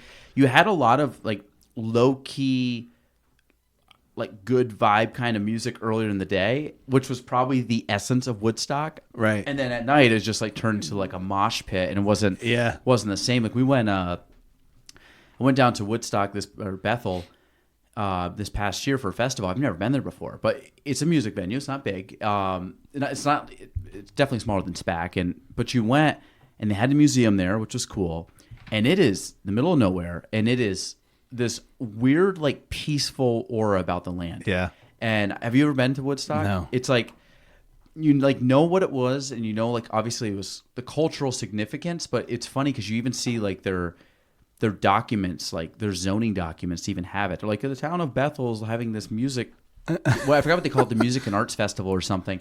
And they had like all just what you would see local town politics signing off, Yeah. and they have the regulations for this. And it was funny, like when you look at that level, and then what it turned out to be, and like who said yes to finally play, and then it's just like an overflow of other people. And but you go on, it's like a really, it's like this whole like the 69 vibe of that year has just kind of still lingered over to now. So when you like walk on the grounds, it just feels different. Yeah. Like it's weird, but it's like, I don't know if it's the little kind of hill mountains, or just like, it's just quiet. It's like a very odd, you know, they have it set up. It's just kind of like, it's clean. It's different. It's like a Yeah. different feeling, but it's cool. Like when you That's go on, awesome. you're like, yeah, you really feel like Yeah. you're back in Woodstock. Yeah. But Mark, for the sake of time, we're gonna wrap up there. I know Sounds we good. like. I could do this all day. Well, we can have you come back on and we'll just talk guitar, because I'm just trying to get better at it, and like this stuff always fascinates me because I'm one of those people. Like some people just want to know, like just want to do it. Yeah. Like I want to be able to do it, but understand the why behind it, because I just like understanding. I don't want to just play the chords to say like I memorized the chords. I want to know Right. how they fit, why they fit. Well, but the thing that's nice is like when you begin to understand that and how they connect to each other and what works together and Yeah. how it works, then you can do your own stuff. Yeah. Right. Then you could play a Dave song, have it going, and then you could do a lead thing over it. Right. And you can just have fun with it. Well, I know people that do that. Yeah. You can find like backing tracks. Sure, And I'm yeah. like, and I'm sitting there like, backing tracks? Like, how do you play the backing track? I'm just trying to memorize like Yeah, what the yeah. guy's teaching You'll me get to play. there, you'll get there. And it's like now I'm to the point where I'm like, I can play the E chord in multiple shapes on the guitar. And I feel like, I'm like, wow. Yeah. That's cool. I mean, It it's is like cool. such a little step. No, but it's cool. But it's like, I'm like, things are kind of like, I'm trying to fit this puzzle together. Yeah. I feel like I'm working on like a 10,000 thing puzzle, and I got like 5 pieces together. I'm like, I'm trying to get the corners. So 5's better than 4. that's right. All right, Mark, we're going to wrap it up there. I'm assuming if people want to find you, they can Google Plattsburgh Housing Authority. Yep. That's what I did. Got enough information on there to be dangerous and track you down. So, Absolutely. My email, my phone number, all kinds of information about the housing authority and everything else. well, that's it. I appreciate it. And shameless plug, because I always do this when I can. For the Kids charity golf tournament we put on every year. Ted Yes. K Center has been Thank you. You've one of the been- recipients. yes, But you've been awesome. But Tom there's been great, and we try to keep doing it. But I think it's a great organization, and we try our best to provide some money, and I'm sure it's better, like I said, better than nothing. Absolutely. So, No, it's awesome. But I know Tom was appreciative, and I think. But again, if people hear this and ever want to get involved in that, it's in September every year. We got to start planning it now because it creeps up on us. This happens every year, but we work well under pressure. But it's always a cool event. But Ted K Center is one of the recipients, or has been the last couple of years, and some other good organizations similar to that help children. So shameless plug, but please support it. Mark, great meeting you. Yeah, thank I guess you very formally much. meeting you, and Yeah. I had a lot of fun here. This So has been good. awesome. I Yeah. appreciate it. All right, we're going to wrap up there. Episode 264. We're out. Thank you for listening to the Galen Trombley Show. Be sure to subscribe, review, and share the episode. You can follow me on all social platforms at Galen Trombley. Thanks for listening.